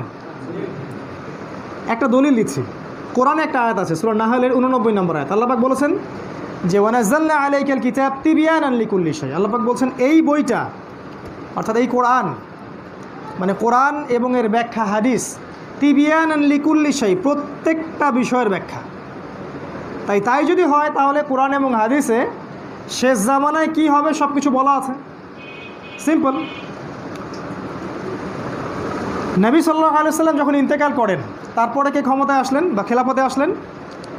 আবু বকর সিদ্দিক রাদিয়াল্লাহু আনহু, তারপরে উমর রাদিয়াল্লাহু আনহু, তারপরে উসমান রাদিয়াল্লাহু আনহু, তারপরে আলী রাদিয়াল্লাহু আনহু। আমাদের নবীজি বলে গিয়েছিলেন যে আমার মৃত্যুর পরে খেলাফত থাকবে 30 বছর। কয় বছর? 30 বছর। তো নবীজি যখন ছিলেন তখন খেলাফত কায়েম ছিল, ইসলামী হুকুমত কায়েম হয়েছিল। তারপরে এই 4 খলিফার সময় ইসলামী খেলাফত কায়েম ছিল। 30 বছর শেষ হয়ে যাওয়ার পর আস্তে আস্তে ফিতনা সৃষ্টি হতে থাকে এবং বিভিন্ন দল মত তৈরি হতে থাকে। কেউ হয়ে যায় মুরজিয়া বা শৈথিল্যবাদী, কেউ হয়ে যায় কাদারিয়া, ভাগ্যে বিশ্বাস করে না, কেউ হয়ে যায় শিয়া, আলী রাদিয়াল্লাহু আনহুকে আল্লাহর আসনে বসিয়ে দেয়, কেউ হয়ে যায় খারেজি, মানে কবিরা গুনাহ করলেই হত্যা করে, মানে বিভিন্ন দলের শেষ নাই, এরকম অসংখ্য দল সৃষ্টি হয়। আস্তে আস্তে আস্তে আস্তে খেলাফতটা চলে যায়। এরপরে আসে উমাইয়াদের শাসন, তারপর আসে আব্বাসীয়দের শাসন, তারপরে মামলুকদের শাসন, এভাবে একটার পর একটা সময় চলতে থাকে। 1914 সাল পর্যন্ত উসমানীয় খেলাফতের আদলে ইসলামিক খেলাফতটা প্রতিষ্ঠিত ছিল। 1914 সালের পর থেকে এই পৃথিবীতে আর ইসলামী খেলাফত বলে এখন আর কিছু নাই। ওই জায়গায় চলে আসছে এরকম 57টা মুসলিম কান্ট্রি। প্রতিটা দেশের মধ্যে আপনি দেখবেন গণতন্ত্র, দেখবেন ধর্মনিরপেক্ষতাবাদ, দেখবেন জাতীয়তাবাদ, সমাজতন্ত্র, এগুলো দেখেন না? এগুলো বিগত 100 বছরের ফসল আর কি। 100 বছরে এখন এই 100 বছরের চিত্র দেখলে মনে হয় যে এগুলো মনে হয় চূড়ান্ত সত্য, ইসলাম মনে হয় কখনো ছিলই না। অথচ 1914 সালের আগ পর্যন্ত এগুলোর অস্তিত্ব এই সব জায়গায় পুরো বিশ্বব্যাপী ছিল না। এখানে কয়েকটা কথা আমার, সেটা হচ্ছে এই জায়গায় একটু মনোযোগ দিবেন। যখন খেলাফত শেষ হয়ে যাচ্ছে 1914 সালের আগের সময়গুলোর দিকে একটু তাকাবেন, দেখবেন পৃথিবীর একটা রাষ্ট্র সেই রাষ্ট্রটা আস্তে আস্তে শক্তিশালী হওয়া শুরু করলো। এতটা শক্তিশালী হওয়া শুরু করলো যে সে পৃথিবীর প্রায় প্রতিটা জায়গাকে দখল করা শুরু করলো। ওই দেশটা থেকে পৃথিবীর রাজনীতি নিয়ন্ত্রণ করা হতো, অর্থনীতি নিয়ন্ত্রণ করা হতো, ব্যাংকিং সিস্টেম তারা চালু করলো, তারা সোনা রূপার কয়েন তুলে দিয়ে কাগজের টাকা চালু করলো, তারা বিশ্বের প্রতিটা নৌবহর দখল করে ফেললো এবং জুলুম, আগ্রাসন, অন্যায়, অত্যাচার এগুলোকে হাতিয়ার করে তারা সারা বিশ্ব দখল করে ফেললো। এই দেশটার নাম কি? না, এই দেশটার নাম ব্রিটেন। এই দেশটার নাম ব্রিটেন। এবং সেখান থেকে দেখবেন সব তথ্য, প্রযুক্তি, বিজ্ঞান এগুলো আসতে থাকলো না? টেকনোলজিক্যাল রেভলিউশন, সায়েন্টিফিক রেভলিউশন আসতে থাকলো এবং আস্তে আস্তে সে এগুলোর সাথে মিলিটারি সায়েন্সকে অ্যাপ্লাই করে সারা বিশ্ব দখল করলো। এমনকি আমাদের এই উপমহাদেশও তারা দখল করেছে। কত বছর শাসন করেছে? 200 বছর। ওই 200 বছরে আমাদের এখানে যে আলেম ওলামারা ছিলেন তারা ছিলেন প্রকৃত আলেম ওলামা। তারা একটা দিনও বসে থাকেননি, তারা সশস্ত্র যুদ্ধ করেছেন তাদের বিরুদ্ধে। সশস্ত্র যুদ্ধ। অনেকে বলে না ইসলাম এর মধ্যে অনেক যুদ্ধ হয়েছে ইত্যাদি ইত্যাদি। আমরা তো গর্ব করে বলি যে ইসলাম হচ্ছে যোদ্ধাদের জাতি, আমরা যোদ্ধাদের জাতি। আজকে আমরা শিকড় ভুলে গেছি আর কি, আমরা শিকড় ভুলে গেছি। এখন ব্রিটেন যদি আমাদের এখানে আক্রমণ করতে আসে, আমি কি সুবহানাল্লাহ পড়বো ঘরের কোণে বসে বসে? আশ্চর্য একটা ব্যাপার। যখন পাকিস্তানিরা এদেশকে আক্রমণ করেছিল তখন কি আমাদের ভাইরা, আমাদের বাবারা, দাদারা ঘরের কোনায় বসে তাসবিহ টিপেছিলেন নাকি? যা ছিল তাই নিয়ে বের হয়ে গেছেন। তা আক্রমণ হলে এটাই করতে হবে, স্বাভাবিক এটাই। এখানে আপনি জঙ্গি সন্ত্রাসের কী পাচ্ছেন? এই দেশটা রাইজ করলো আস্তে আস্তে, দেখেন, এবং তখন বিশ্বের প্রতিটা দেশকে নিয়ন্ত্রণ করা শুরু করলো। এরপরে সে একটা কাজ করলো, সেই কাজটা হচ্ছে সে আফ্রিকার কন্টিনেন্ট চিনেন, আফ্রিকা, মিশর, সুদান, এই যে নাইজেরিয়া, এই জায়গা থেকে তারা হীরা উত্তোলন করা শুরু করলো। কি উত্তোলন করলো? মাইনিং করে করে হীরা এবং সোনা উত্তোলন করা শুরু করলো। আস্তে আস্তে তারা ধনী হতে থাকলো এবং বিশ্বের যে কান্ট্রি তারা দখল করেছে সেই কান্ট্রির যে সম্পদগুলো ছিল সেগুলো তারা ব্রিটেনে পাচার করেছে। এভাবে তারা সেখানে শক্তিশালী একটা আপনার কি বলবো ধন সম্পদের একটা পাহাড় গড়ে তুললো এবং সেই ধন সম্পত্তি তারা কোন কাজে ব্যয় করলো? ইনসাফ, ন্যায় প্রতিষ্ঠার কাজে। জুলুম, তাদের আগ্রাসন এবং তাদের দখলদারিত্ব এটা প্রতিষ্ঠা করার কাজে। এবার তারা একটা মজার কাজ করলো। মজার কাজের জন্য বলছি, রহস্যজনক। তারা সম্পূর্ণ পূর্ব পরিকল্পিতভাবে ইহুদিদের সহযোগিতায়, কাদের সহযোগিতায়? ইহুদিদের সহযোগিতায় প্রথম বিশ্বযুদ্ধ লাগিয়ে দিল বিশ্বে। প্রথম বিশ্বযুদ্ধ এমনি এমনি হয়নি, এটার পিছনে একটা মাস্টার মাইন্ড কাজ করেছে। তারা ইচ্ছা করে এই যুদ্ধটা লাগিয়েছে। উদ্দেশ্য কী ছিল একটু পরে বুঝতে পারবেন। এই যুদ্ধটা চললো, অনেকগুলো দেশ এখানে ইনভলভ হয়ে গেল, অনেক মানুষ মারা গেল। আল্লাহ পাক একজনের দ্বারা আরেকজনকে শাস্তিও দেন, এটা তার একটা অংশও ছিল। এরপরে তারা যে কাজটা করলো, তারা জেরুজালেম দখল করলো। কি দখল করলো? কোথায় এটা? ফিলিস্তিনের জেরুজালেম এই ব্রিটেনের সৈন্যরা দখল করলো এবং সেখানে উসমানীয় খেলাফত বা অটোম্যান এম্পায়ার যারা ছিল তাদেরকে একেবারে কচু কাটা করে শেষ করে ফেললো। মুসলিমদের একটা খেলাফতের এতটুকু জায়গা বাকি ছিল, ওটাও শেষ করে ফেললো। কিন্তু রহস্যজনক এই জন্যে যে ব্রিটেন সেখানে কিন্তু থাকেনি। জেরুজালেম দখল করার পরে ব্রিটেন সেখানে স্থায়ী হয়নি, সে অন্য কাউকে সেই জায়গাটা দিয়ে দিল। সে জায়গাটা কাদেরকে দিয়ে দিল? সে জায়গাটা দিল ইহুদিদেরকে। আশ্চর্য একটা ব্যাপার, যে জায়গাটার জন্য তারা প্রথম বিশ্বযুদ্ধ লাগালো, এত মানুষকে মারলো, এত কিছু করলো, কিন্তু ওরা জায়গাটা দখল করলো না। পৃথিবীর সব জায়গায় তাদের কলোনি ছিল, ওগুলো তারা তুলে নিল, কিন্তু ওই কলোনি তারা তুললো না, বরং ওই কলোনিটা তারা ইহুদিদের হাতে সোপর্দ করে দিল। আর এই 1914 সাল থেকে শুরু করে সারা বিশ্বের যত জায়গায় ইহুদিরা ছিল সবাই একে একে ওই ফিলিস্তিনে আসা শুরু করলো এবং ওই জেরুজালেম দখল করা শুরু করলো। এবং ফিলিস্তিনে আমাদের মা, বোন, ভাই যারা ছিলেন তাদেরকে সবাইকে বের করে দিয়ে ওখানে অবৈধ বসতি স্থাপন করে একটা কমিউনিটি গড়ে তুলল। ব্যাপারটা কিন্তু এমনি এমনি হয়নি। তাহলে ব্রিটেনের সহযোগিতায় ইহুদিরা এই কাজটা করলো। আচ্ছা, এরপরে আসেন। এরপরে রহস্যজনকভাবে ব্রিটেনের শক্তি কমতে থাকলো এবং ব্রিটেন আস্তে আস্তে আর রুলিং স্টেট থাকলো না, সে আস্তে আস্তে তার অধঃপতন শুরু হলো। সে আর ব্যাংকিং সিস্টেম নিয়ন্ত্রণ করে না, সে আর রাজনীতি নিয়ন্ত্রণ করে না, সে কলোনি গুটিয়ে নিল, সে ইসরায়েলকে দায়িত্ব দিয়ে দিল এবং তার জায়গায় নতুন একটা রাষ্ট্র আমরা দেখছি তার জায়গাটা দখল করলো। সেই রাষ্ট্রের নাম কি? হ্যাঁ, মাশাআল্লাহ, সেই রাষ্ট্রের নাম হচ্ছে ইউএসএ বা আমেরিকা। এবার আমেরিকা, ব্রিটেন আর এই পুরো পশ্চিমা সভ্যতা, মানে আমেরিকা, ব্রিটেন, জার্মানি, ফ্রান্স, এই যে আপনার ইতালি, আপনার এই যে এদিকের অস্ট্রেলিয়া, ওইদিকে অস্ট্রিয়া, হাঙ্গেরি, এই যে যতগুলো কান্ট্রি আছে, এই সবগুলো দেশ মানে পশ্চিমা সভ্যতা, ইসরায়েল, ব্রিটেন এবং আমেরিকা, এরা সবাই মিলে এই বিশ্বটাকে দ্বিতীয়বারের মতো শাসন করতে শুরু করলো। এদের নেতৃত্ব দিল আমেরিকা। এখন ব্রিটেনের জায়গায় আমেরিকা এই বিশ্বের রাজনীতি নিয়ন্ত্রণ করে, ব্রিটেনের জায়গায় আমেরিকা এখন এই বিশ্বের অর্থনীতি নিয়ন্ত্রণ করে, আমেরিকা এখন বিশ্বের মিডিয়া নিয়ন্ত্রণ করে, অস্ত্রশস্ত্র নিয়ন্ত্রণ করে। যে দেশকে বলে দাঁড়াও সে দেশ দাঁড়ায়, যে দেশকে বলে বসো এই দেশ বসে। রহস্যজনক। আর ব্রিটেন সিন থেকে আউট। ব্রিটেন এখন আর ওই জায়গায় নাই, ওই জায়গায় চলে আসলো আমেরিকা। ব্রিটেনের যে সময়টা যতটুকু ছিল আমেরিকার সময় তার চেয়ে বেশি বড় হলো এবং আপনারা এখন দেখতে পাচ্ছেন যে বিশ্বের প্রায় প্রতিটা জায়গায় তাদের কলোনি আছে, তাদের আগ্রাসন আছে, তাদের নিয়ন্ত্রণ আছে, তাদের ব্যাংকিং সিস্টেম আছে, ওদের পলিটিক্যাল ইস্যুগুলো চলছে। এবার আরেকটা কথা, আমেরিকা নতুন কিছু নিয়ে আসলো। সে এমন কিছু অস্ত্র নিয়ে আসলো যেটা বিশ্বে কখনো কেউ দেখেনি। আমার কথা কি বুঝতে পারছেন? সে এমন কিছু অস্ত্র নিয়ে আসলো বিশ্বে যেটা এর আগে কেউ কখনো দেখেনি। সেটা হচ্ছে পারমাণবিক অস্ত্র। কি অস্ত্র? পারমাণবিক অস্ত্র। এই অস্ত্র ব্রিটেনের কাছে ছিল না, আমেরিকার কাছে সে অস্ত্র থাকলো। সে আরও কিছু নিয়ে আসলো। সে নিয়ে আসলো ইউনাইটেড নেশনস বা জাতিসংঘ। এবং জাতিসংঘ ব্রিটেন তৈরি করেনি, আমেরিকা তৈরি করেছে। এবং সেখানে পৃথিবীর সমস্ত দেশগুলোকে সে একটা পরিবারের অন্তর্ভুক্ত করলো। সেখানে সিকিউরিটি কাউন্সিল হলো, নিরাপত্তা পরিষদ, এবং সেখান থেকে যা বিল পাস হবে সেটা সারা বিশ্ব মানতে বাধ্য। মানে WHO আপনাদেরকে যদি বলে যে 30 সেকেন্ড হাত ধুইতে হবে, তাহলে আপনারা 30 সেকেন্ড হাত ধুবেন। যদি বলে 20 সেকেন্ড দাও, তাহলে 20 সেকেন্ড ধুবেন। যদি বলে মাস্ক পরো, তাহলে পরবেন। যদি বলে খোলো, তাহলে খুলবেন। যদি বলে মসজিদ বন্ধ, বন্ধ। যদি বলে মসজিদ খোলা, তাহলে খোলা।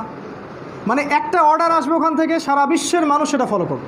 সেটা হোক ধর্মীয় অর্ডার, বা হোক সেটা পলিটিক্যাল অর্ডার, বা আপনার চিকিৎসা ব্যাপার, বা মিডিয়া বা প্রযুক্তি, যে কোনো কিছু। রহস্যজনক ব্যাপারটা। এর আগে সারা বিশ্বে গ্লোবালাইজেশন বলে কিছু ছিল না। ছিল?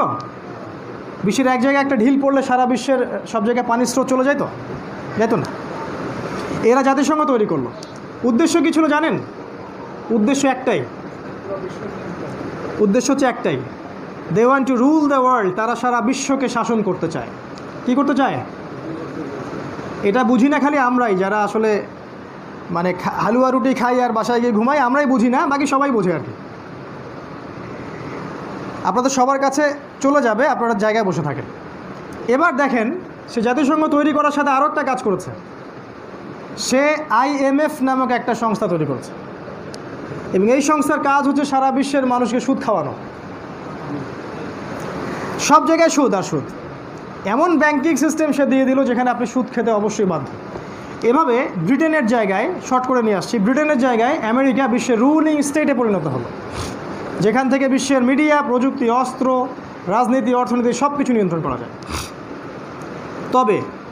তবে একটা কথা, আমেরিকার সাথে কিন্তু সব খ্রিস্টানরা যোগ দেয়নি, না, এটা ভুল কথা। আমেরিকার বিরুদ্ধেও কিছু খ্রিস্টান ছিল, যেমন রাশিয়ান খ্রিস্টানরা বা চাইনিজ বৌদ্ধরা। তারা আমেরিকার পক্ষে ছিল না, ওর বিপক্ষেই ছিল। এমন কিছু, যেমন ভেনেজুয়েলা, আমাদের প্যালেস্টাইন, আরবের অল্প কিছু কান্ট্রি, এই দিকের আপনার বলকান এরিয়ার কিছু কান্ট্রি, এরা আমেরিকার পক্ষে ছিল না, শুরু থেকে বিপক্ষেই ছিল। এখন পর্যন্ত তারা বিপক্ষেই আছে। এই জন্যই দেখবেন চায়নাকে আমেরিকা এত হুমকি দেয়, রাশিয়ার সাথে আমেরিকা যুদ্ধ করার জন্য এত উদ্গ্রীব হয়ে আছে আর কি। এবং যখনই তার বিরুদ্ধে কেউ কথা বলে, সে তাদের টাকার মান ধসিয়ে দেয়, সে ওই দেশটাকে সামরিক আগ্রাসন দেয়, অথবা সেখানে জঙ্গি ইস্যু তৈরি করে দেয়। নিজের মানুষদেরকে দিয়ে নিজের মানুষদেরকে তারা মেরে ফেলে, সুপরিকল্পিত। এবার আরেকটা দিকে আপনাদের নজর দিচ্ছি। রহস্যজনকভাবে এখন আমেরিকাও আস্তে আস্তে আস্তে আস্তে বিদায় নিচ্ছে। এটা কি বুঝতে পারছেন? রহস্যজনকভাবে আমেরিকাও এখন আস্তে আস্তে চলে যাচ্ছে দৃশ্য থেকে।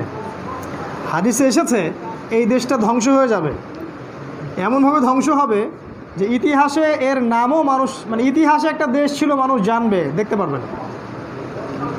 আস্তে আস্তে এই দেশটা বিশ্বের এই যে মঞ্চ থেকে বিদায় নিচ্ছে। সে তার জায়গাটা একজনকে করে দিচ্ছে। সেই জায়গাটা কে নিচ্ছে? বুঝি নাই? হ্যাঁ, মাশাআল্লাহ। এবার আমেরিকার জায়গা দখল করছে ইসরায়েল। ইসরায়েল আমেরিকার চেয়েও বেশি শক্তি নিয়ে এখন সামনে আসছে। সে আরবদেরকে নিয়ন্ত্রণ করছে। দেখবেন আরবরা চুক্তি করে না, শান্তি চুক্তি, মানে তারা আর পারতেছে না ইসরায়েলের সাথে, তারা ওদের হাঁটু গেড়ে দিয়েছে। এখন ইসরায়েল থেকে পৃথিবীর প্রতিটা দেশের রাজনীতি, অলমোস্ট প্রতিটা দেশের রাজনীতি, অর্থনীতি, মিডিয়া, প্রযুক্তি, অস্ত্রশস্ত্র, ব্যাংকিং সিস্টেম, যা কিছু আছে সব কিছু এখন ইসরায়েল থেকে নিয়ন্ত্রণ করা হয়। আর এই 1914 থেকে নিয়ে এই দীর্ঘ সময় পর্যন্ত ইসরায়েল একটা শিশু থেকে আস্তে আস্তে ধীরে ধীরে পরিণত যুবক হয়েছে। আগে একটা শিশু ছিল, তারপরে সে 1948 সালের দিকে রাষ্ট্র ঘোষণা করলো। তারপরে আপনি দেখবেন আস্তে আস্তে আরবদের সাথে যুদ্ধ করলো, রাষ্ট্রটা আস্তে আস্তে বড় হলো। আর ডোনাল্ড ট্রাম্প ক্ষমতায় এসে জেরুজালেমকে রাজধানী ঘোষণা করে দিল, এবং ইসরায়েল এখন সারা বিশ্বের রুলিং স্টেট হতে যাচ্ছে আর কি। সেখান থেকে সারা বিশ্বের সব কিছু এখন নিয়ন্ত্রণ করছে। আমেরিকা তার জায়গা ছেড়ে দিচ্ছে। আপনারা অল্প কয়েক বছর পরে দেখতে পারবেন যে ইসরায়েল আমেরিকার জায়গা নিয়ে নিয়েছে, এবং সেখান থেকে সারা বিশ্ব সে শাসন করছে। এই যে তিনটা দেশের নাম বললাম, এই যে ব্রিটেন, তারপরে আমেরিকা, তারপর ইসরায়েল, এই তিনটার মধ্যে একটা জিনিস মিল আছে, জানেন? মিলটা কোথায় বলতে পারবেন? এই ব্রিটেনও এই ইহুদিদের স্বার্থে কাজ করেছে, আমেরিকাও ইহুদিদের স্বার্থে কাজ করেছে এবং পুরো পশ্চিমা সভ্যতাও ইহুদিদের স্বার্থে জেরুজালেম কেন্দ্রিক রাজনীতি করেছে। এখন আপনি কি মনে করছেন এই পুরো ঘটনাটা এমনি এমনি ঘটে গেছে? এটার পিছনে একটা মাস্টার মাইন্ড, একটা শক্তি কাজ করেছে। সেই শক্তিটার নাম হচ্ছে জায়োনিস্ট মুভমেন্ট। কি মুভমেন্ট? Zionist movement. এটা কারা? কোরআনে আমাদেরকে এটা বলা আছে। কোরআনে আসলে সব কিছুই বলা আছে, আমরা আসলে পড়ে দেখি না। জায়োনিস্ট হচ্ছে এমন এক শ্রেণীর মানুষ যারা এক শ্রেণীর ইহুদি, এক শ্রেণীর খ্রিস্টান, যাদের মাঝখানে মিউচুয়াল আন্ডারস্ট্যান্ডিং আছে বা বন্ধুত্ব আছে। জায়োনিস্ট, শোনেন, জায়োনিস্ট মানে সব ইহুদি সব খ্রিস্টান না। জায়োনিস্ট মানে এমন এক শ্রেণীর ইহুদি এবং এমন এক শ্রেণীর খ্রিস্টান যারা একে অপরের বন্ধু, যারা একে অপরের বন্ধু। কোরআন কি এরকম কিছু বলেছে? সুবহানাল্লাহ। সূরা মাইদা খোলেন, 52 নম্বর আয়াত। আল্লাহ পাক বলছেন, আয়াতটা খুব ভালো করে শোনেন। আল্লাহ পাক বলছেন, ইয়া আইয়ুহাল্লাযীনা আমানু, হে মুমিনগণ, লা তাত্তাখিযুল ইয়াহুদা ওয়ান নাসারা আউলিয়া, হে মুমিনগণ, তোমরা সেই সব ইহুদি এবং সেই সব খ্রিস্টানকে বন্ধুরূপে গ্রহণ করো না। বা'দুহুম আউলিয়া ও বাদ, যারা একে অপরের বন্ধু। পেয়েছেন কোরআনে দলিল? জায়োনিস্ট মুভমেন্টের দলিল কোরআনে পেয়েছেন? আল্লাহ পাক বলছেন, সেই সব ইহুদি এবং সেই সব খ্রিস্টানকে আপনি বন্ধুরূপে গ্রহণ করবেন না যারা একে অপরের বন্ধু। এরাই হচ্ছে সেই জায়োনিস্ট মুভমেন্ট। আমি বলছি, এই যে আয়াতটা আমি বললাম, নবী সাল্লাল্লাহু আলাইহি ওয়াসাল্লাম নবী হওয়ার সময় কিন্তু এরকম কোনো ইহুদি খ্রিস্টানদের বন্ধন ছিল না। ভাই প্লিজ একটু কথা কম বলি, দুই একজন কাজ করি ইনশাল্লাহ, বাকিটা চুপ করে বসে থাকে। দলিলটা দিলাম কোরআন থেকে, সূরা মাইদার আয়াত নাম্বার 52। আল্লাহ পাক বলেছেন, এক শ্রেণীর ইহুদি এবং এক শ্রেণীর খ্রিস্টান থাকবে পৃথিবীতে যারা একে অপরের বন্ধু। নবীজি নবী হওয়ার সময় কিন্তু এরকম কোনো বন্ধুত্বর কোনো ইতিহাস ছিল না। এইটা আপনি 1914 সালের পর থেকে পাবেন। রহস্যজনক, কোরআন বলেছে এটা। তারপর আল্লাহ পাক বলেছেন, ওয়ামা ইয়াতাওয়াল্লাহু মিনকুম ফাইন্নাহু মিনহুম, মুসলিমদের মধ্যে কেউ যদি ওদের সাথে বন্ধুত্ব করে, ভালো করে শোনেন, মুসলিমদের মধ্যে কেউ যদি ওদের সাথে বন্ধুত্ব করে, অর্থাৎ ওই ইহুদি এবং খ্রিস্টানদের সাথে যারা একে অপরের বন্ধু, ফাইন্নাহু মিনহুম, এই মুসলিম ওদের অন্তর্ভুক্ত, আমাদের অন্তর্ভুক্ত না। কথা কি বুঝতে পারছেন? মাথার উপর দিয়ে আছে মনে হয়। এই যে ইহুদি খ্রিস্টানের বন্ধন, এদের সাথে যদি আমরা বন্ধুত্ব করি, আল্লাহ বলছেন তোমরা এই উম্মতের কেউ না, তোমরা ওদের অন্তর্ভুক্ত। ইন্নাল্লাহা লা ইয়াহদিল কওমাজ যালিমিন, আল্লাহ পাক জালেম সম্প্রদায়কে হেদায়েত করেন না। তাহলে এই যে আমি একটা বন্ধনের কথা বললাম, ইহুদি এবং খ্রিস্টানদের বন্ধন, এটার দলিল কিন্তু কোরআনে আছে। রহস্যজনকভাবে আমেরিকা, ব্রিটেন, ইসরায়েল এবং পশ্চিমা সভ্যতা, এরা সবাই এই জায়োনিস্ট মুভমেন্ট দ্বারা নিয়ন্ত্রিত। এবং এই জায়োনিস্ট মুভমেন্ট বা ইহুদি খ্রিস্টানদের এই যে বন্ধন, এরাই এখন সারা বিশ্বটাকে শাসন করছে। সারা বিশ্বের রাজনীতি, অর্থনীতি, সমরনীতি, মিডিয়া, প্রযুক্তি, প্রত্যেকটা বিষয় এদের নিয়ন্ত্রণে আছে। যখন আমরা বসে হালুয়া রুটি খাচ্ছিলাম ততক্ষণ তারা এটা করে ফেলেছে। আর তার চেয়ে বড় কথা হচ্ছে, এই জায়োনিস্টদের সবচেয়ে আগ্রহের জায়গা হচ্ছে জেরুজালেম। তাদের অন্য জায়গা নিয়ে মাথা ব্যথা নাই, খুব একটা মাথা ব্যথা নাই। তাদের আগ্রহের জায়গা কোনটা? জেরুজালেম। কেন এটা? কারণটা একটু পরে বুঝতে পারবেন। তার আগে আপনাকে একটা হাদিস শোনাই। নবী সাল্লাল্লাহু আলাইহি ওয়াসাল্লাম বলেছেন, কত 1450 বছর আগে বলেছেন হাদিসটা, যে কিয়ামতের আগ পর্যন্ত এই পৃথিবীতে সবচেয়ে বড় ফিতনার নাম হচ্ছে দাজ্জাল। নাম শুনেছেন দাজ্জালের? কিয়ামতের আগে এই পৃথিবীর সবচেয়ে বড় ফিতনা হচ্ছে দাজ্জাল। যে এই বিশ্ব শাসন করবে, যে আবহাওয়া নিয়ন্ত্রণ করবে, যে এই বিশ্বে 40 দিন অবস্থান করবে মানুষের রূপে, সে হবে একজন ইহুদি যুবক, কোকড়ানো চুল, শক্তিশালী দেহ। তার যে বাহন থাকবে, সেই বাহনের নিচে 70,000 মানুষ আশ্রয় নিতে পারবে। সে বাতাসের বেগে চলাফেরা করতে পারবে, সে মানুষকে খাওয়াবে, সোনাদানা দিবে, দুর্ভিক্ষ দিবে, মহামারী ছড়াবে, সেসব করতে পারবে। এক কথায় সে এই বিশ্ব শাসন করতে পারবে একাই। নবীজি বলেছেন, এর চেয়ে বড় কোনো ফিতনা এই পৃথিবীতে আসেনি, কখনো আসবেও না। এই জন্যে আমাদের নবী প্রত্যেক ফরজ নামাজে দাজ্জালের ফিতনা থেকে আশ্রয় চাইতেন, দোয়া করতেন, আল্লাহুম্মা ইন্নী আউযু বিকা মিন ফিতনাতিল মাসিহিদ দাজ্জাল, তিনি বলতেন। তিনি আরও বলেছেন আমাদের নবীজি সাল্লাল্লাহু আলাইহি ওয়াসাল্লাম, এমন কোনো নবী নেই যিনি তার কওমকে দাজ্জাল সম্পর্কে সতর্ক করেননি। এমনকি নূহ আলাইহিস সালাম পর্যন্ত তার কওমকে দাজ্জাল সম্পর্কে সতর্ক করেছিলেন। তবে আমি তোমাদেরকে একটা কথা বেশি বলছি, সেটা হলো দাজ্জাল এক চোখে অন্ধ, তোমাদের আল্লাহ এক চোখে অন্ধ নন, তোমাদের আল্লাহ অন্ধ নন। এই ব্যাস এতটুকু। নবীজি আরও বলেছেন, এই দাজ্জাল জেরুজালেম থেকে বের হবে। কোথা থেকে বের হবে?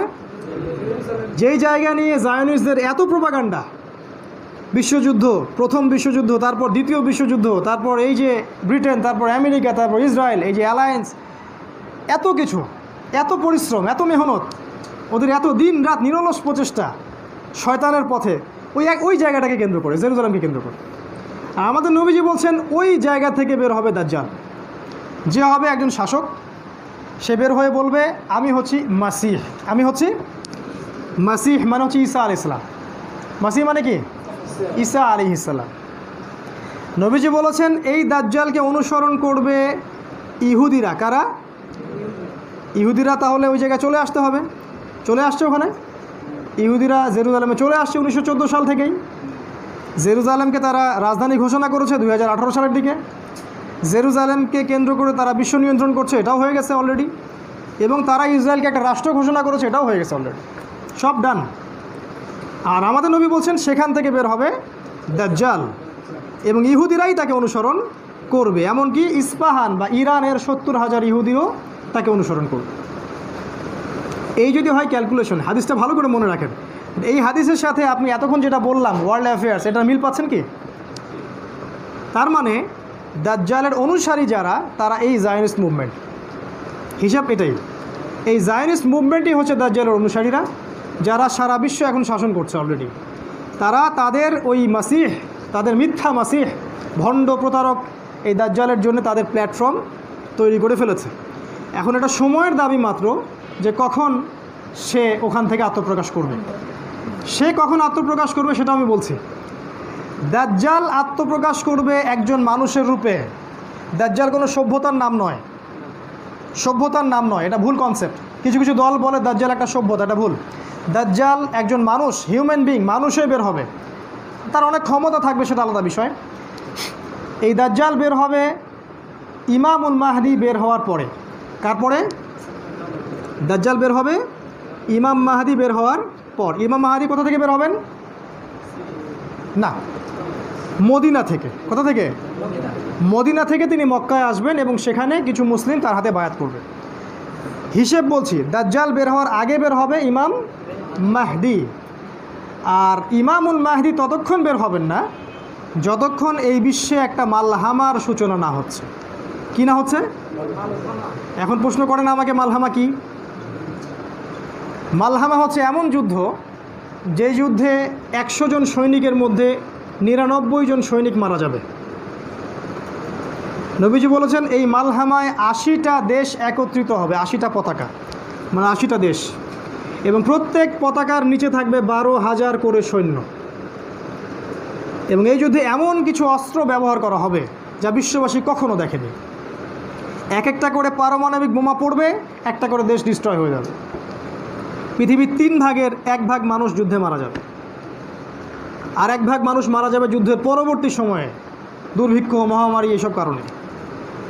1 ভাগ লোক বাকি থাকবে, 1 ভাগ মাত্র। সেই 1 ভাগের মধ্যে কিছু অল্প কিছু মুসলিম বাকি থাকবে, যারা ইমামুল মাহদির সাথে যুক্ত হবেন। দাজ্জাল বের হবে ইমাম মাহদির পর, মানে দাজ্জালের আগেই বের হবেন ইমামুল মাহদি, আর ইমামুল মাহদির আসার আগেই হবে এই মালহামা। মানে সিকোয়েন্স হচ্ছে আগে মালহামা, তারপর ইমাম মাহদি, তারপর দাজ্জাল। এখন যারা এই যে ল্যাম্পো নিয়ে মাহাদি খুঁজে বেড়াচ্ছেন, আপনাদেরকে জানাচ্ছি যে মাহাদি এত তাড়াতাড়ি আসবেন না যতক্ষণ না মালহামা শুরু হয়। মানে আমাদের পরবর্তী ইভেন্ট হচ্ছে মালহামা। নবীজি আরও বলেছেন এই যুদ্ধটা হবে, ইরাকের নাম শুনেছেন আপনারা, ইরাকের ফোরাত নদীর নাম শুনেছেন, ইউফ্রেটিস নদী। এই নদীর নিচে একটা সোনার খনি বের হবে। এটা কেউ কেউ বলেছেন এটা অরিজিনাল সোনার খনিও হতে পারে, কেউ বলেছেন এটা হতে পারে পেট্রোলিয়াম জাতীয় কোনো ব্ল্যাক গোল্ড, বা এখন সারা বিশ্বে সোনার জায়গা দখল করেছে কিন্তু তেল, কালো তেল। তো যাই হোক, এই সোনাকে কেন্দ্র করে হবে এই যুদ্ধটা, যেখানে 80টা দেশ একত্রিত হবে। আপনারা জানেন কি না যে অলরেডি কিন্তু ওই ইউফ্রেটিস নদীকে কেন্দ্র করে বিশ্বের বিভিন্ন জায়গার সৈন্য ওখানে ঘাঁটি কেটে বসে আছে।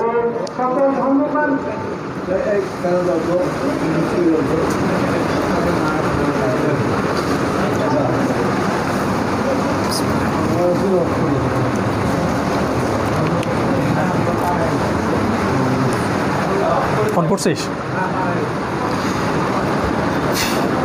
বিসমিল্লাহি আউয়ালুহু ওয়া আখিরুহু। যেটা বলছিলাম যে দাজ্জাল বের হবে ইমাম মাহদির পর। ইমাম মাহদি আসবেন না যতক্ষণ না মালহামা শুরু হবে। আমাদের সামনের ইভেন্ট অপেক্ষা করছে মালহামা, যেটা সম্পর্কে আমি বলছি এটা এমন একটা যুদ্ধ হবে যে যুদ্ধে বিশ্বের বড় বড় রাষ্ট্রগুলো ধ্বংস হয়ে যাবে। এবং এটা আমেরিকা এবং তার যে অ্যালায়েন্স আছে, মানে জোট আছে, আমেরিকা, ন্যাটো, ইউনাইটেড নেশনস, তারপরে আপনার ইউরোপীয় ইউনিয়ন, এদের সাথে যুদ্ধে জড়াবে মূলত রাশিয়া, চায়না, এরা। এবং এর ফলে পশ্চিমা সভ্যতার পতন ঘটবে।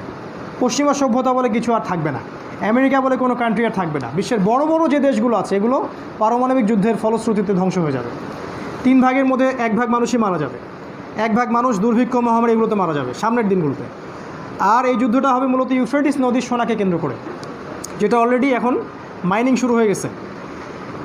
এখন এই যে সামনে মালহামা আসতে যাচ্ছে, যেখানে বিশ্বের বড় বড় রাষ্ট্রগুলো ধ্বংস হয়ে যাবে, এই কথাগুলো অবশ্য আপনাদেরকে সেকুলাররা বলবে না।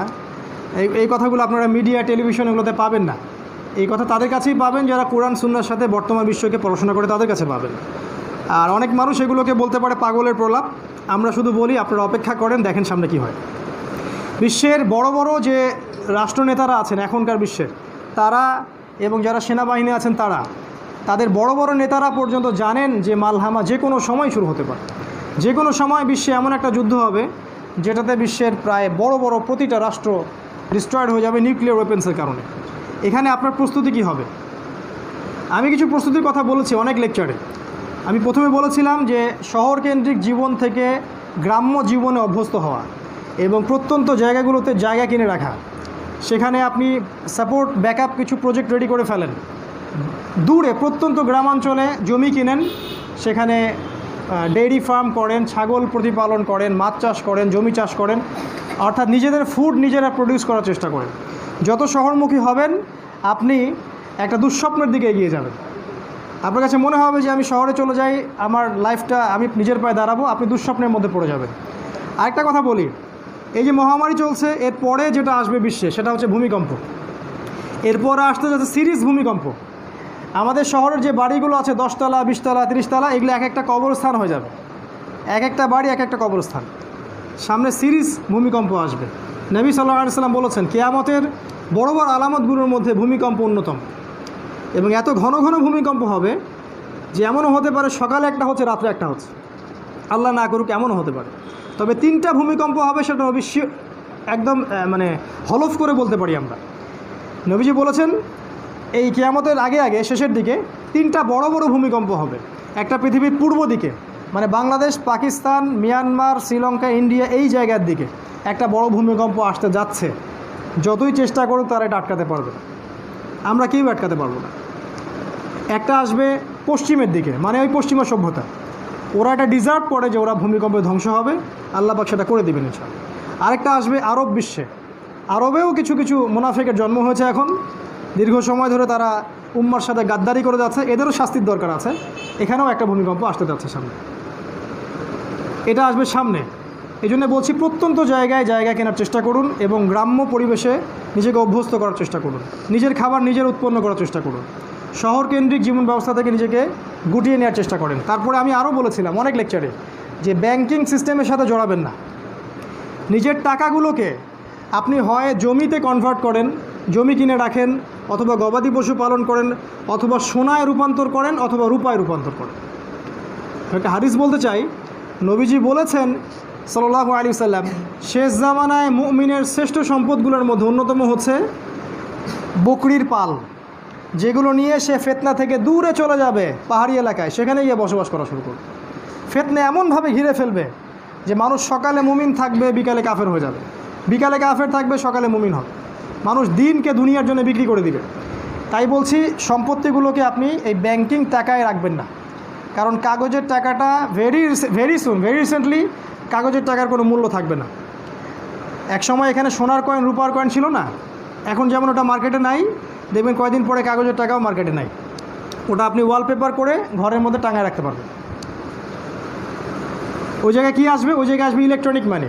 ওই যে খালি পাঠাবেন নাম্বার, মোবাইলের মাধ্যমে, অন্যান্য মাধ্যমে, টাকা ধরতেও পারবেন না, পকেটেও রাখতে পারবেন, খালি পাঠাতে পারবেন। আর কেউ কখনো বলেনি, কোনো আলেমকে বলতে শুনিনি যে এই ইলেকট্রনিক মানি আসলে জায়েজ না জায়েজ, এই কাগজের টাকাটা আসলেই কি জায়েজ না জায়েজ, কেউ এগুলো নিয়ে ভাবে না। আপনাদেরকে তথ্য দিয়ে যাই, শুধু এই কাগজের টাকা আর এই ইলেকট্রনিক মানি, এই দুইটা অস্ত্রকে কাজে লাগিয়ে জায়নিস্টরা মুসলিমদের অনেক সম্পত্তি লুটে পুটে খেয়ে ফেলছে অলরেডি, অনেক সম্পত্তি, কোটি কোটি সম্পত্তি খেয়ে ফেলছে। আমরা সোনা দিয়ে ওদের কাছে ডলার কিনে নিয়ে আসি, আর ওরা ডলার ছাপায় ওদের প্রেসে, আপনার হাতে কাগজ তুলে দেয়, দিয়ে ওরা সোনা নিয়ে নেয়। আমরা ওদের কাছে তেল দিই না, তেল ওদেরকে দিয়ে টাকা ডলার নিয়ে আসে, আর ওরা অরিজিনাল সম্পদগুলো নিজের কাছে রাখছে, আপনাকে কাগজের টাকা ছড়িয়ে দিচ্ছে, যার কোনো ইন্ট্রেন্সিক ভ্যালু নেই। আজকে আপনি 1 লাখ টাকা দিয়ে যা করতে পারবেন, আপনি আজকে থেকে 5 বছর পর সেটা দিয়ে আর কিছুই করতে পারবেন। 1 লাখ টাকা দিয়ে আপনি এখন 1 লাখ টাকা দিয়ে 2-3 শতক জমি কিনতে পারেন, কথা বলছে। সেই 1 লাখ টাকা আপনি 10 বছর পর বের করবেন, দেখবেন ওটা দিয়ে 1 শতক জমিও কিনতে পারবেন। টাকার মান কমিয়ে দেওয়া হচ্ছে, মানে আপনার শ্রমটা চুরি করা হচ্ছে। কারণ 1 লাখ টাকা কামাই করতে আপনাকে 1 বছর পরিশ্রম করতে হয়েছে, তো 1 বছরের পরিশ্রমকে তারা 6 মাসের পরিশ্রমে নিয়ে চলে আসলো, 6 মাসের শ্রম তারা খেয়ে ফেললো। এই কাজটা কারা করতো? এই কাজটা করতো কারা, সেটার কথাও কোরআন বলেছে। এই কাজটা কারা করতো সেটার কথাও কোরআন বলেছে। কোরআন বলেছে যে শুআইব আলাইহিস সালামের কওম এই কাজটা করত।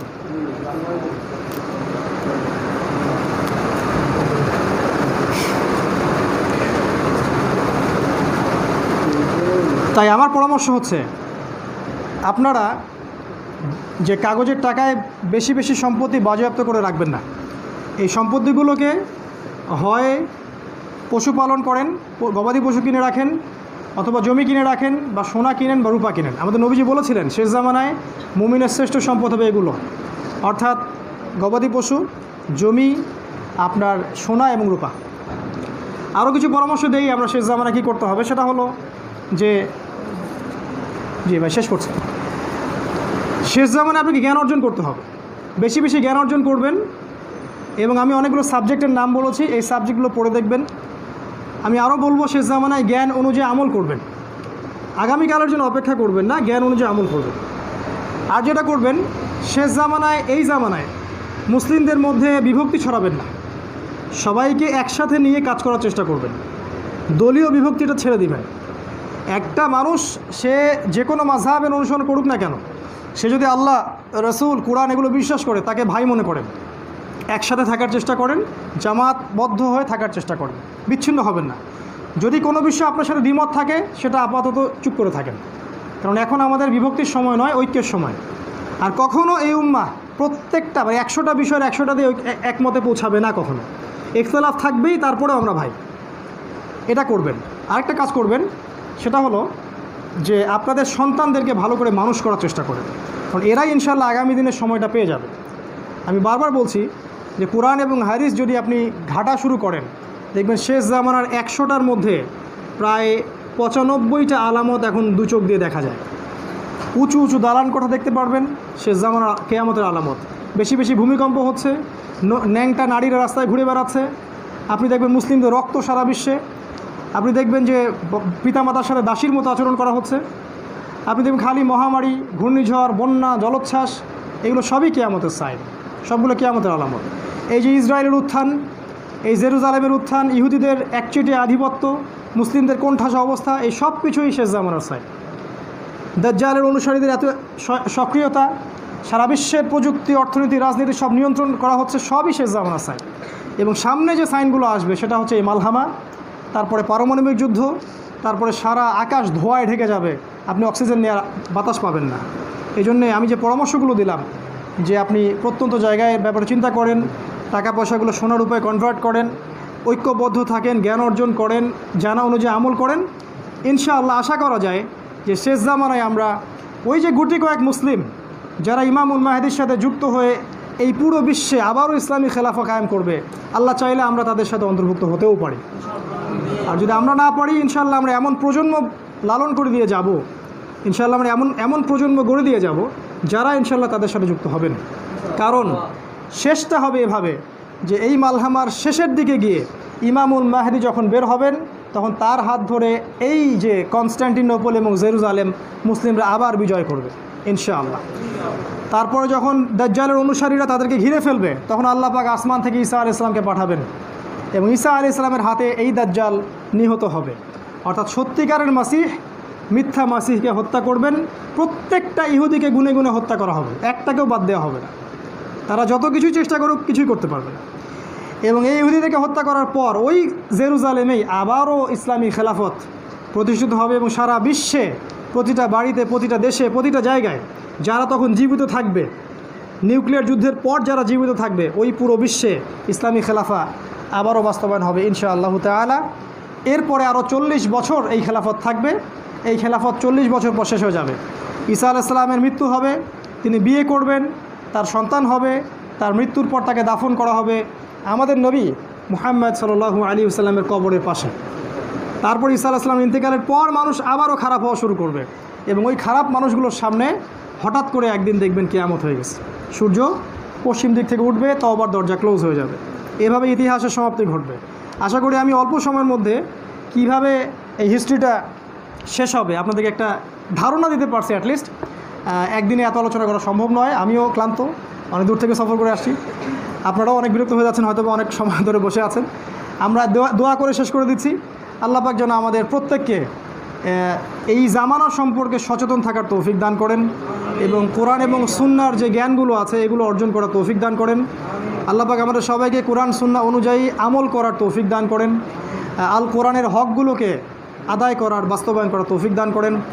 আমাদের মধ্যে যারা মারা গেছেন আল্লাহ পাক সবাইকে মাফ করে দিন, সবার কবরের আযাব আল্লাহ মাফ করে দিন।